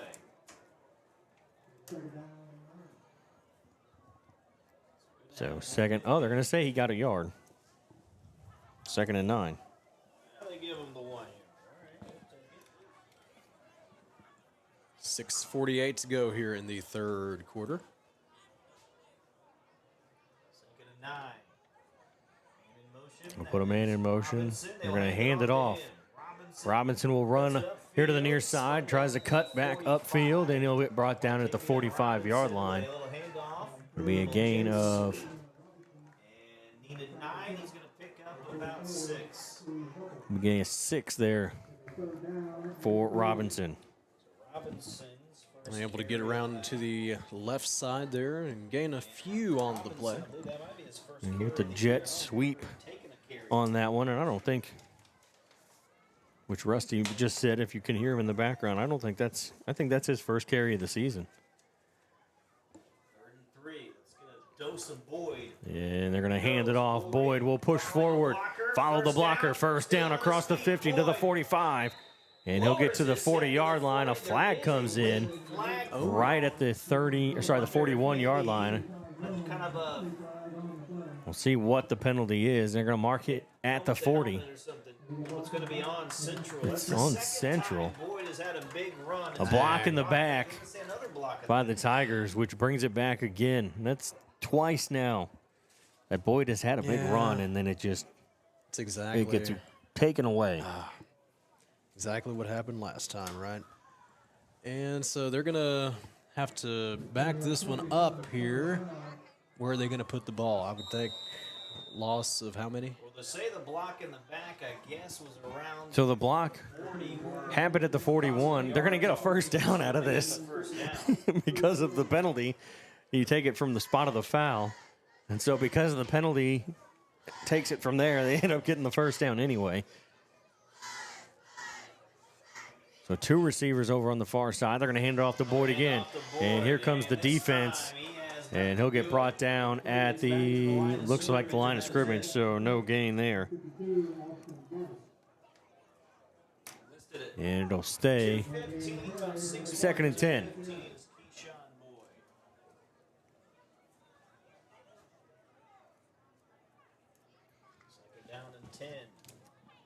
5:08 to go here in the third quarter. Tigers up by 20, 28-8. Robinson on the far side, one-on-one. You have Ty Got a Jones receiver on each side. That's one thing with Kennett. And there goes Kennett. Kennett jumped across. And that's going to be a 5-yard penalty. It'll be 2nd and 5. On the defense. So that'll work. We'll get you a little chunk of yards there. Get back into Kennett territory up to the 47-yard line. So 2nd and 5 after the penalty. 2nd down and 5. Under 5 minutes to go. Ball placed. And we're going to set up with 2 receivers over on the right side. Robinson to the far side. Boyd in the backfield. We'll hand it off to Boyd. He's going to run it up the middle. He's going to get grabbed from behind, but he's spinning, and he'll get to the 45. Austin Gaddis, we've seen They're going to say the 46. 10-205. He really does a good job of So it looks like just a gain of a yard. giving up and wrapping up defenders, or rather offensive players. 3rd and 3 here for Central. We got 4:10 remaining here in the third quarter. Receiver on each side. 3 to go for the first down as Central looking for that AC's first down. We'll put a man in motion. As McGuire will take the snap, hand it off. Boyd runs it up the middle, pushing forward, gets the first down and more as he gets to the 35, and he'll finally be brought down at the 35-yard line. Yeah, it's about I'd say a gain of 11. He was able to just stay on his feet there. He wasn't going down. No, it took a group of Kennett defenders to even bother stopping his motion forward. I mean, he had a lot of torque there behind him, pushing forward and just dragging that defense. He eventually had to just fall forward. They'll hand it out to Murray as he will cut back towards the middle as he's able to avoid a couple defenders and get brought down at about the 31. It'll be a gain of 4 for Torrance Murray. That'll bring up a 2nd and 5 or so. Clock will continue to run here. We are approaching 3 minutes before the end of the third quarter. Tigers lead it over the Kennett Indians, 28-8. 2nd down for the Tigers. 6 yards to go from the 31. 2 receivers to the left, and they'll put one in motion, and we get a flag. And it's going to be, I guess, a false start.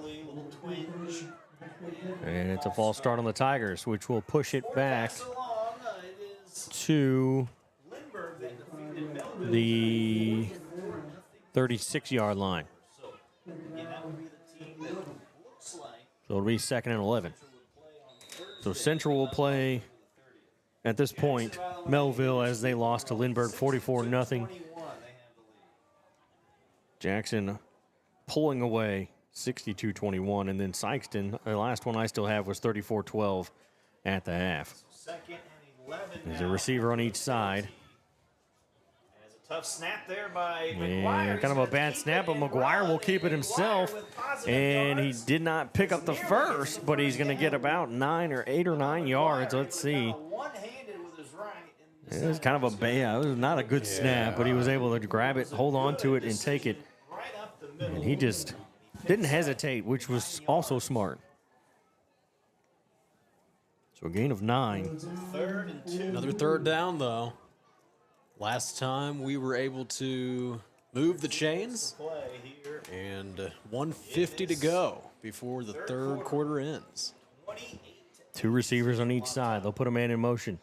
McGuire fakes the handoff, throws downfield to Spain. It's going to be intercepted, picked off by Anthony for the Indians, and he will get tripped up and brought down after the interception at the 22-yard line, I believe. So D. Anthony with an interception, and that's the first turnover for the Tigers tonight. And that is his 5th interception of the season, Aiden McGuire. Off the board and a big play there for Kennett. 5 interceptions though. That's really not that bad. Yeah, week 9. I mean, yeah, that's not terrible. It's really not a bad stat at all. Considering it's also his first year starting as quarterback. That's the big part is of it another too. thing. And we'll hand it off, and he's going to gain, looks like a yard.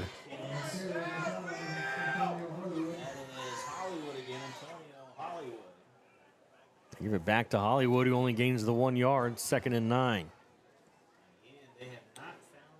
1:15 to go in the 3rd quarter. Time continues to tick away as he stays in bounds. Tigers up 20, 28-8 is your score, just like it was at halftime. Scoring has stalled out here a little bit, hasn't it? Yeah, we had one. I mean, the first quarter we had no points. Second Nobody quarters scored where anything. all of the points in this one have been. A little snap it. Jones is going to pass it downfield, and it's going to be incomplete, and that's pass interference.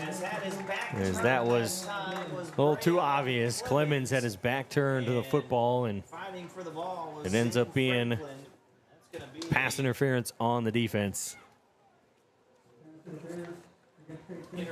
He was looking for Franklin, his intended receiver, on the play.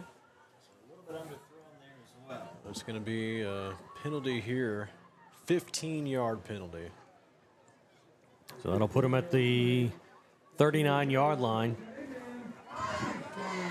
So 1st and 10 from the 39-yard line. So 2 receivers here to the right. They make it 3 as they're going to put Hollywood out. Cunningham will come in. He's going to go over the far side. It's going to be 2 receivers over there. So 5 receivers total for the Indians here.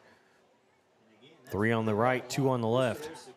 They have not completed a pass here in the second half. And Jones will take the snap. He's going to keep it himself, run it up the middle, and he'll gain. 44-yard line. Let's see where they actually put it. 44-yard line, so gain of 5. And maybe one more play before the 4th.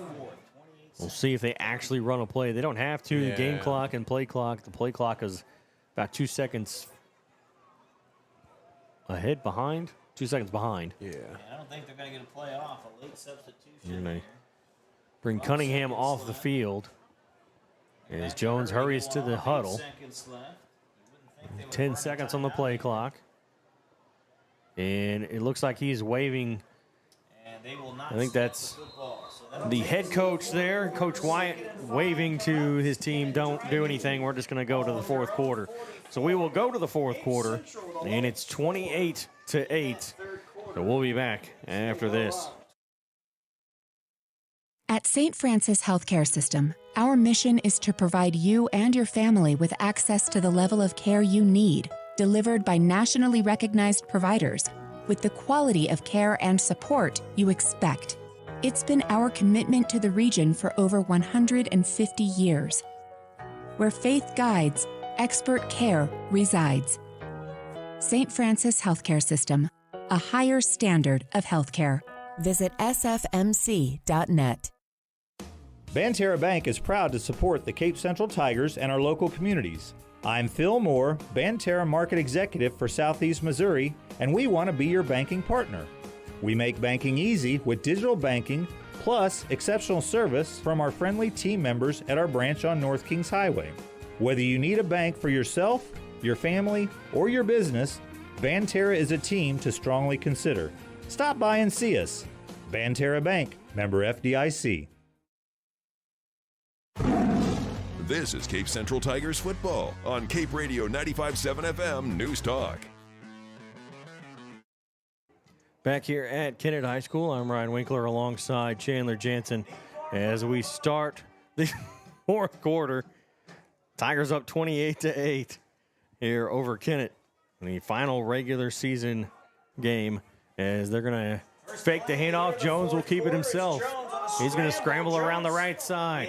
He will get enough for the first down as he gets out of bounds at the 48-yard line in Tiger territory. Well,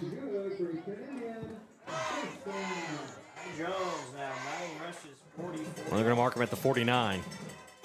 Either way, still in Tiger territory. Yes. So into Cape Central territory. So Jones kind of just almost, in a way, saying, I'll just do this myself, I guess, because they have not had any luck with passes or much of the other running game at this point. They've had the one long, deep pass for 79 yards and a touchdown, but Jones will take the snap. He's going to hand it off, and Hollywood will gain, looks like 2, maybe 1. Yeah, just a gain of 1, so it'll be 2nd and 9. His last 3 rushes. 2nd and 9, 11:30 to go in the ball game. All the points we've seen in this one coming in that second quarter. We had the 1 touchdown in the third, like right at the beginning. Oh. It was 21-8. Was it 20? Yeah, that's right. It and was. then we had the 1 touchdown. Yeah, I better stop saying that then. But I mean, it feels like it feels like it's been forever. But yeah, you're right. That was Torrance Murray had that touchdown. So it's 28-8. Kennett has the ball driving down the field. 2nd and 9 into their own territory. Jones will step back, and it's going to be intercepted. I don't know what that, if it was tipped or what, but Deshaun Sims with the interception on, I guess, a screen pass there by Jones. And Deshaun Sims, that'll probably be the only chance he gets to make an interception on that part of the field. He's right there on the line, and he's able to come away with that one as he is the defensive lineman picking up the interception. And it's going to be Tiger football in Kennett territory at the 46-yard line. +1, so that adds to that total. The Cape Central defense giving up 190 rushing yards per game to their opponent. 3 receivers over to the left side. They're going to pass it off to Murray as a screen pass. And he's going to get brought down behind the line of scrimmage. And he will be for a 1-yard loss. And it'll be 2nd and 11. Torrance Murray, loss of 1 on the play. Just the second completion here in the second half. 10:30 remaining in the ball game. Tigers have the ball on the Indians' 47-yard line. 2nd and 11. Deshaun Sims make that 4 catches for 35 Two receivers here on the right. They're going to hand it off. Murray will come around here to the right side. He's got a block. He'll get across the 40. And a nice run there to the 38-yard line. Second and 11. It's now going to be third and about 2.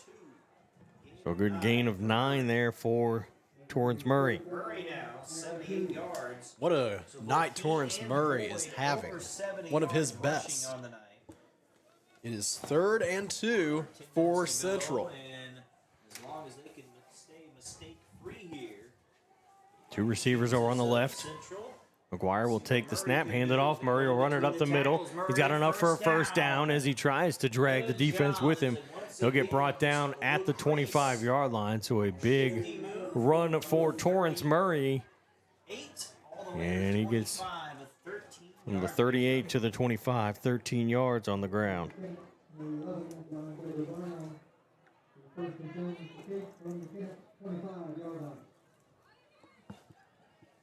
Keep feeding the 9:31 to go here in the ball game. Give him the football. He's wanting to eat.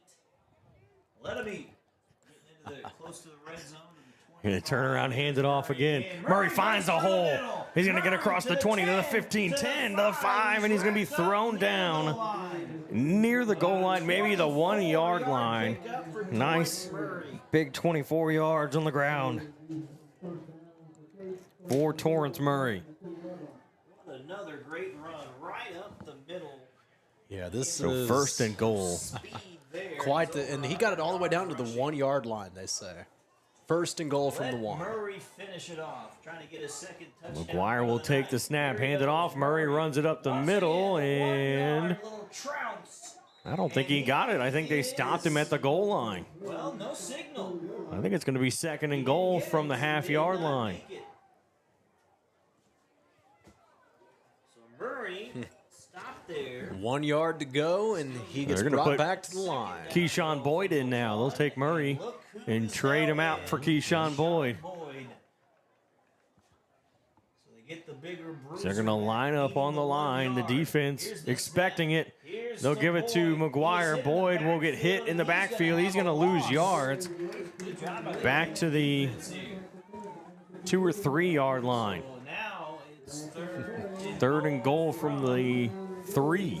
They put Keyshawn Boyd in the game, and the Kennett defense knew exactly what was about to happen. They were about to give him the ball, and so they read it very well. It's going to bring up 3rd and goal from the 3, 8 minutes to go in the game. And I wonder if they're going to give it back to Boyd, or maybe they're going to try to air it out here. We'll see. Yeah, 2 receivers here to the right side. McGuire will take the snap, hand it off. Boyd, and he's going to take it to the end zone. Across the goal line. Touchdown Tigers. Make it 34-8. As the Tigers pick up another one, 62 in his career for Keyshawn Boyd.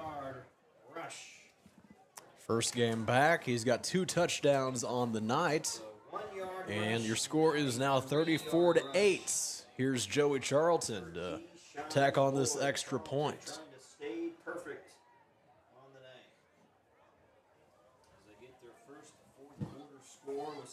The kick is up, and it is good.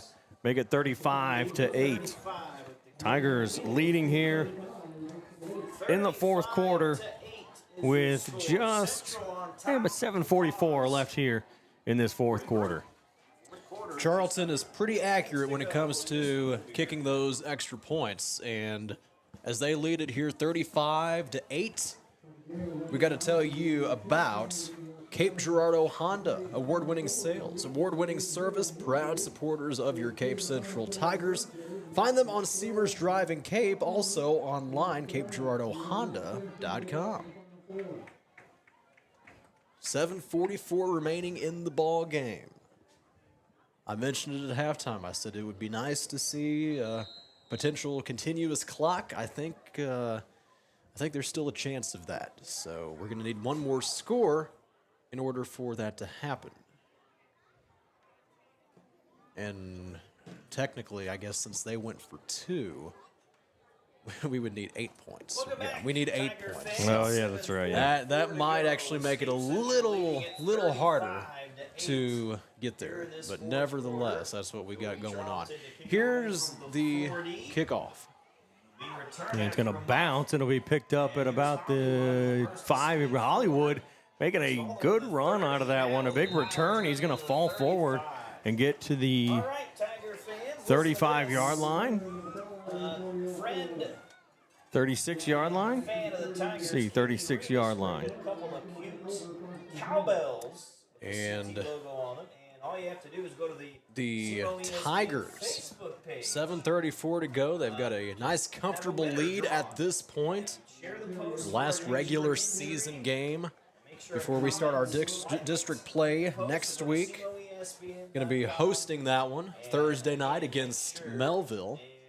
We look forward to bringing you some of that action. Also, nice to have Keyshawn Boyd back in the game. Nice to have Matthew Pope also coming back, and a few of the others as well. We need them now that it is the end of the regular season. Getting into district play, that is going to be very helpful for us. A penalty on the Indians will push them back to the 20-yard line. All right, first down and To be first and 10 from the 20. We'll have the football trailing 35-8. Indians have been struggling on offense. The only exception really being the first drive and also the one that got him a 79-yard touchdown. Quick toss over, and it's going to be incomplete as he tried to throw it over the shoulder here to the near sideline. And second and 10 on the I'm trying to find him here on the roster. Central again. Last check, it was Poplar Bluff leading. We'll have to get another. And what number? I can't remember. Was it 88? I think it's Antonio Flakes. 33 to 14. Yeah, 88. Antonio Flakes. 35 tonight, so that is a new season high in points. So the Jackson Indians, they were last update up 62-21 in the fourth quarter. So they'll put Hollywood in motion and take the snap. Quick throw over to the far side is complete, and he'll get brought down as we got it to St. Franklin. And Franklin will gain a couple. 3rd and 8, 3rd and 7. Has not had as much success in the second half throwing the football. 3rd and 8. 7 minutes to go. Just over 7 left here in the fourth quarter. With their halftime adjustment. So 3rd and 8, ball to 22. As Jones comes over to the sideline, gets the play, heads back out to the huddle. It's going to pretty much pass from here on out. So receivers on each side, 2 on the left, 1 on the right. Nope, make that 2 on each side. Hollywood in motion. Fake the handoff, back to passes Jones. Rolls out, throws deep downfield. And it's incomplete as it went out of bounds over on the far sideline, and that'll bring up 4th down, 4th and 8. He was looking for Zane Franklin, intended target on the play. And we look for them to punt this one back to the Tigers now with 6:32 remaining in the ball game. 35-8 is your score. Cape Central Tigers over the Kennett Indians. Jones, the quarterback, will step back to punt this one away. Yeah, Clemens running back to finally set up a kind of a line drive punt. It's going to bounce at the 50, and it's going to roll, I believe, out of bounds at the 37-yard line. Tigers once again taking over, and opportunity. Cape Central looking to extend this lead. They are currently up by 27 points. We would need 35 to get a continuous clock going. So I'm not quite sure if we're going to see that this evening. Wouldn't be impossible, though. It's going to be 1st and 10 here from their own 37. Youngsters in there. Looks like Kel Boyd, running back, is out there for the Tigers. Cale Boyd in the game. 2 receivers here to the right side. 1 over to the left. As they'll put him in motion. Take the snap, hand it off. Mikhail Boyd will get it across the 40 to the 40-yard line. I thought he got past the 40, but he'll gain 3. So Mikhail Boyd, he has 1 touchdown on the year, 141 yards, 22 carries on the season. He's going to get 4 yards there, make it 2nd and 6, just under 6 minutes to go in this one.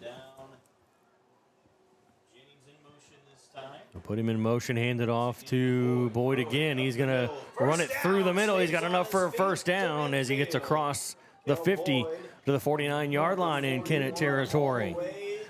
A good run there as he gets 10 yards.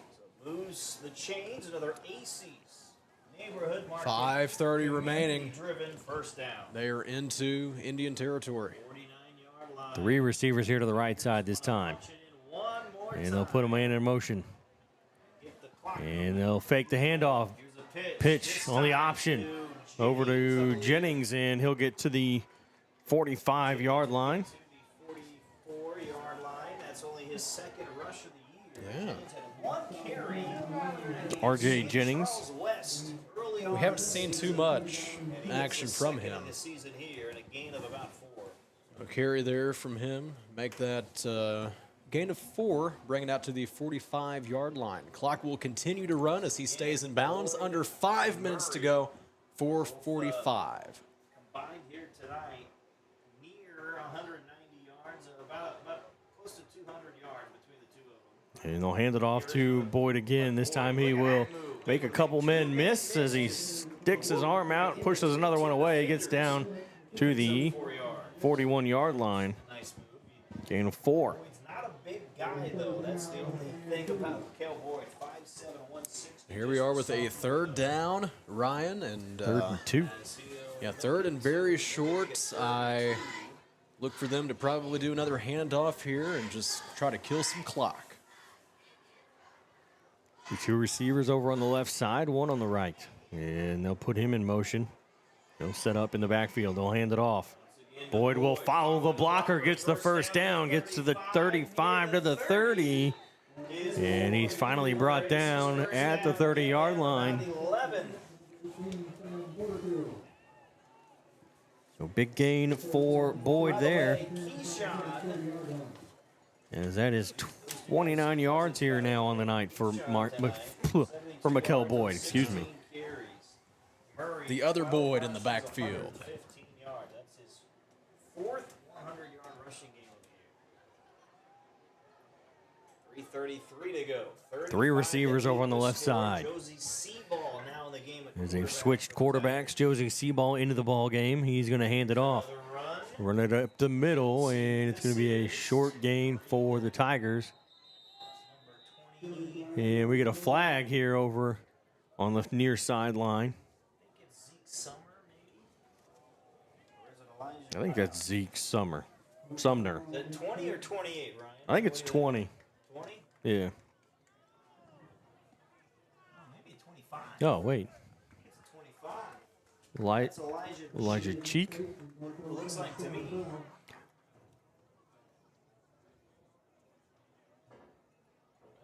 There's also a 20. There's too many 20s out there. We got a penalty regardless. It's going to be against the Tigers as we're moving the ball backwards. It's going to be a holding call as the Tigers have put in their 2nd and 3rd unit in. Clock at 3:15. So it'll go back to the 42. So I think you're right. I think it is number 20 behind the backfield, Zeke Summer. So 25 is cut out as a receiver. That's Elijah Cheek. Okay. So yeah, Sumner in the backfield. Seaball in at quarterback, takes the snap, hands it off. Sumner will get to the 40 and trying to push forward a little bit here as he'll get, it looks like just to the 40, so 2 yards. So Zeke Sumner, the freshman running back, That's some of the first action we're seeing from him is this evening. How about that? We have not seen any carriers prior to this evening at Kennett. By the way, Poplar Bluff. He's able to gain 2, 2nd and 19, and we have 2:35 left to go. Time is ticking away. Tigers are going to come up with a victory here and improve to 6-3 on the year. They're going to pick up that home game, obviously, which was that part was never in doubt. Yeah. Yeah, it was only the opponent, which we now know is going to be Melville. 15 to go.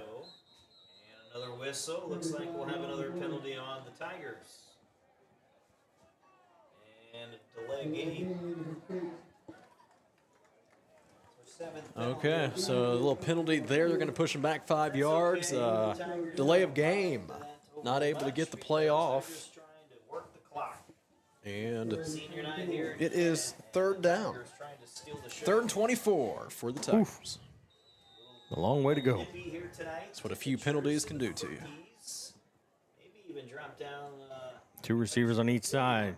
Seaball steps back to pass. He's going to throw downfield, and it's going to be incomplete. There's a little underthrown there and ends up bringing up 4th down. Last week was the first time we had seen any action from Josie Seaball. And last week, that was against Lift for Life. Yeah, he was 3 for 6, 21 yards overall last week. And we did not see Landon Best. That was the one we had seen go in a few other times in relief for McGuire. But instead, Josie Seaball, 4th down now, and they look to punt this one away. And so Owasco will line up to punt it away. He's going to set up at about the 40. And a good punt.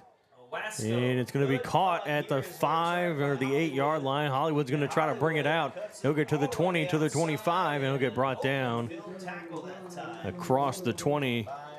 Another good punt by Alex Owasco as he got that one inside the 10-yard line. Yeah. Yeah, he is really coming along as a punter. And 1:49 to go. This game is almost over. The Tigers are about to finish the regular season 6-3. Kennett's going to fall to 4-5. But hey, Kennett, a much improved team after not winning a single game last year. Brand new head coach as well with Coach Wyatt. So, 1:49 to go. 1st and 10 here for the Indians.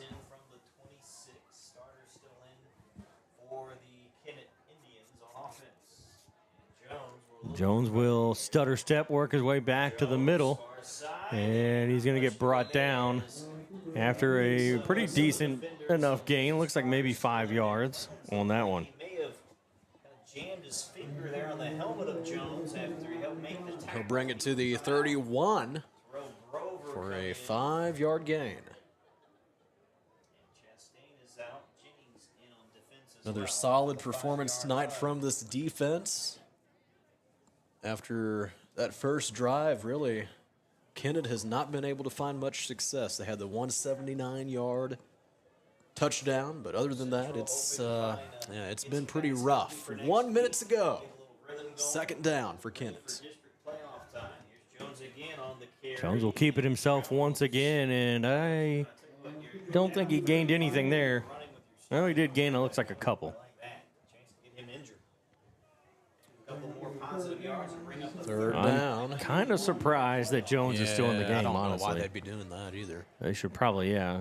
Unless, well, you said they don't have a real big roster. They don't have a big roster. Maybe they They've don't got have somebody else. 36 guys on their roster. I mean, I know they got somebody else that go in as quarterback, but, you know, it's just they have a They've smaller. got Porterfield, Yeah. who's a sophomore. I see That's the that. only other one that I see on there. It's a much smaller roster than what Central is. Time for one more play here. 3rd down. And they're going to go ahead and take that play, and that is caught just off the turf, I think. And they say he caught it. I thought it hit the turf maybe, but he makes the catch. And that's enough for a 1st down. As they get a quick pass there to their tight end, Antonio Flakes. 9 seconds remaining. So 9 seconds. Yeah, Yes. this will be the last play. The clock will run. They're not even going to run another play. That was the last play. So the Tigers will win 35-8 here and improve to 6-3. And we'll take a break. We'll come back with the St. Francis Medical System post-game show here on Cape Radio 95.7 and on YouTube at Cape Central Sports. At St. Francis Healthcare System, our mission is to provide you and your family with access to the level of care you need, delivered by nationally recognized providers, with the quality of care and support you expect. It's been our commitment to the region for over 150 years. Where faith guides, expert care resides. St. Francis Healthcare System, a higher standard of healthcare. Visit sfmc.net. At MRV Banks, we offer personalized loan options that offer an alternate to credit card debt and are tailored to your needs. Whether you're financing a big purchase or consolidating debt, our team is here when you need us most. With competitive rates, flexible terms, and a quick and easy application process, combined with our amazing local customer service and support, let our experienced lenders meet with you to discuss what's best for your success. MRV Banks, we are from here and love living here. Member FDIC, Equal Housing Lender.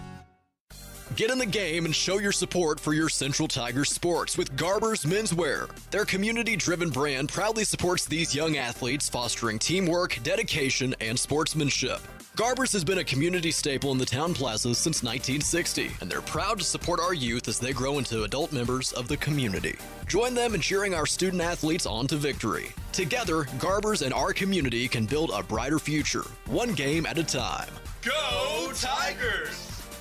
Looking to upgrade your floors? Come see why Stone Mountain Flooring is the top choice in Southeast Missouri. Locally owned and operated, they offer a huge selection of name brand carpet, vinyl, hardwood, and tile, all at the lowest prices around. The talented team will help you find the perfect flooring with free estimates and financing available. Stop by today at 410 Seamers Drive in Cape or visit online at stonemountainflooring.biz. Quality floors, great prices, and service you can trust. Stone Mountain Flooring. Is your life stuck in a rut? Or maybe you just need to schedule time with friends. At the Cape Girardeau Career and Technology Center, we offer short-term personal enrichment classes, such as motorcycle safety, photography, sewing, painting, ballroom dancing, and more. Visit our website at capectc.com for a full listing of classes we offer.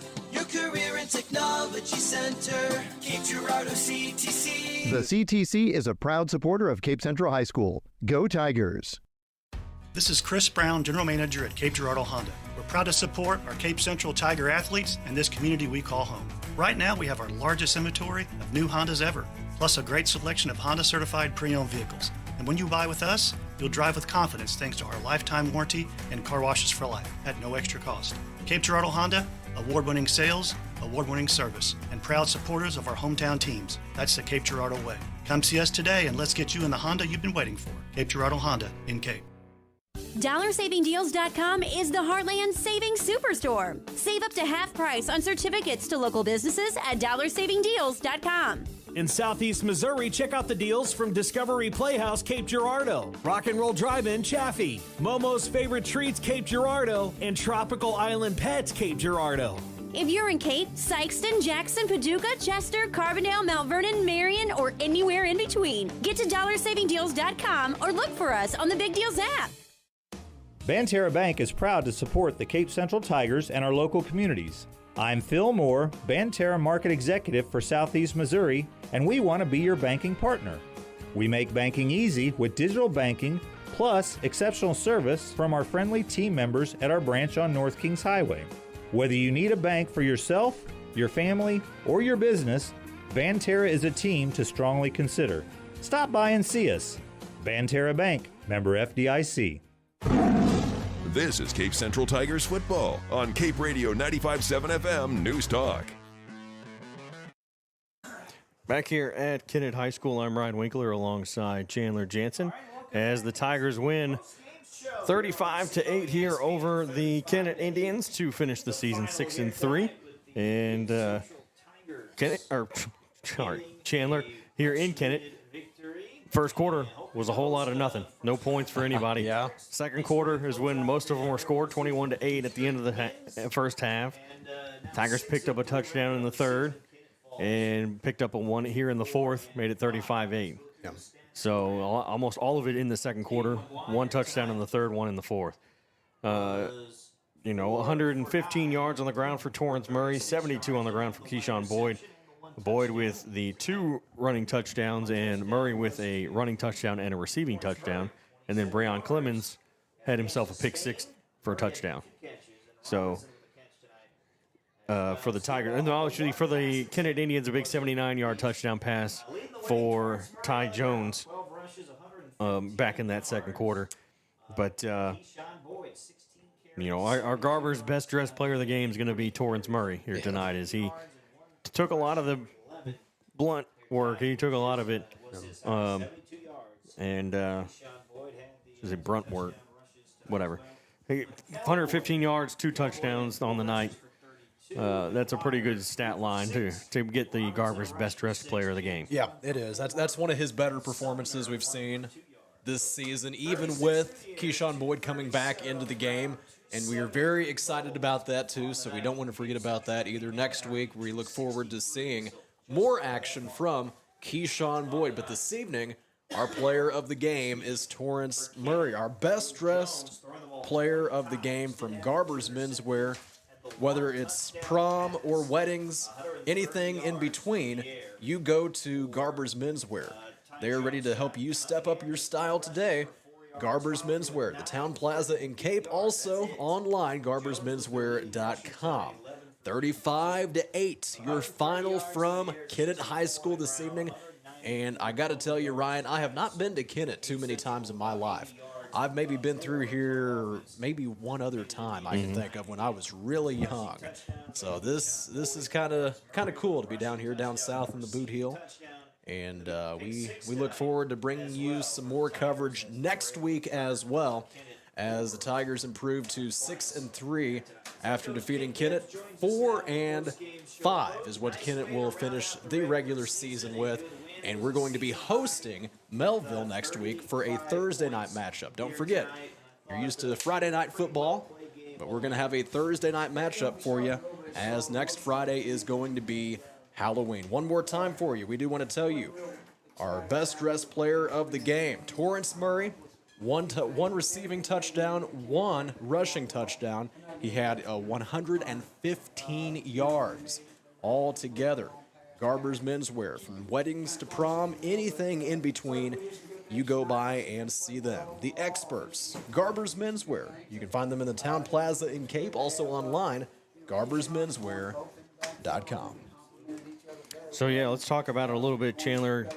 Tigers are going to have that home game next week. Like you said, Thursday night instead of Friday night, playing Melville. Melville ended up losing their game that we assume they played early tonight, started their game early. They won or lost 44-0. So hosting Melville at home, first round, and Melville not exactly a big threat. I mean, obviously anybody can do anything on any given night, but also at the same time, Melville 2-7 on the season. Kind of a rough year for Melville, so they're going to be coming to Cape Central next week, and we'll see how Boyd feels after tonight. How his body reacts to getting the touches, getting tackled a few times, and next week may be the perfect game for Keyshawn Boyd to kind of really get into it. Yeah, I think so. And we are really looking forward to next week's matchup, of course, but also. You talk about Melville. They are 2-7. Ryan mentioned that. Last 3 games, including the one today, they have been shut out. So today it was 44-0, and then they had a 11-0 game that they also lost. And yeah, they've been struggling quite a bit. So we look forward to having the call for you next week. If you plan on showing up at the game, that is great. And if you don't, that's okay, because we're going to have the call for you on YouTube, Cape Central Sports, live stream, also on the radio, Cape Radio, 95.7 FM and AM too at 1550. So anything else that we need to discuss here, Ryan? I think that's it. I think we got it pretty much covered. Last regular season game here, and quite the statement to make. Great to have Keyshawn Boyd back here joining this team. We have really missed him this season, and getting to see him come out there and spin around and break some tackles, it's been a lot of fun getting to see him. So we look forward to having the call for you next Thursday. Yeah. So for Anthony back at the station, for Chandler to my right, I'm Ryan Winkler. We'll see you next week at home for the district playoffs. You've been listening to Cape Central Tigers football on Cape Radio 95.7 FM News Talk. Blue 42 said This presentation of Cape Central Tigers football has been brought to you by MRV Banks, Cape Career and Technology Center, Cape Girardeau Honda, Garber's Menswear, Stone Mountain Flooring, Banterra Bank, St. Francis Healthcare System, and DollarSavingDeals.com. Join us next time for more Cape Central Tigers football on Cape Radio 95.7 FM News Talk.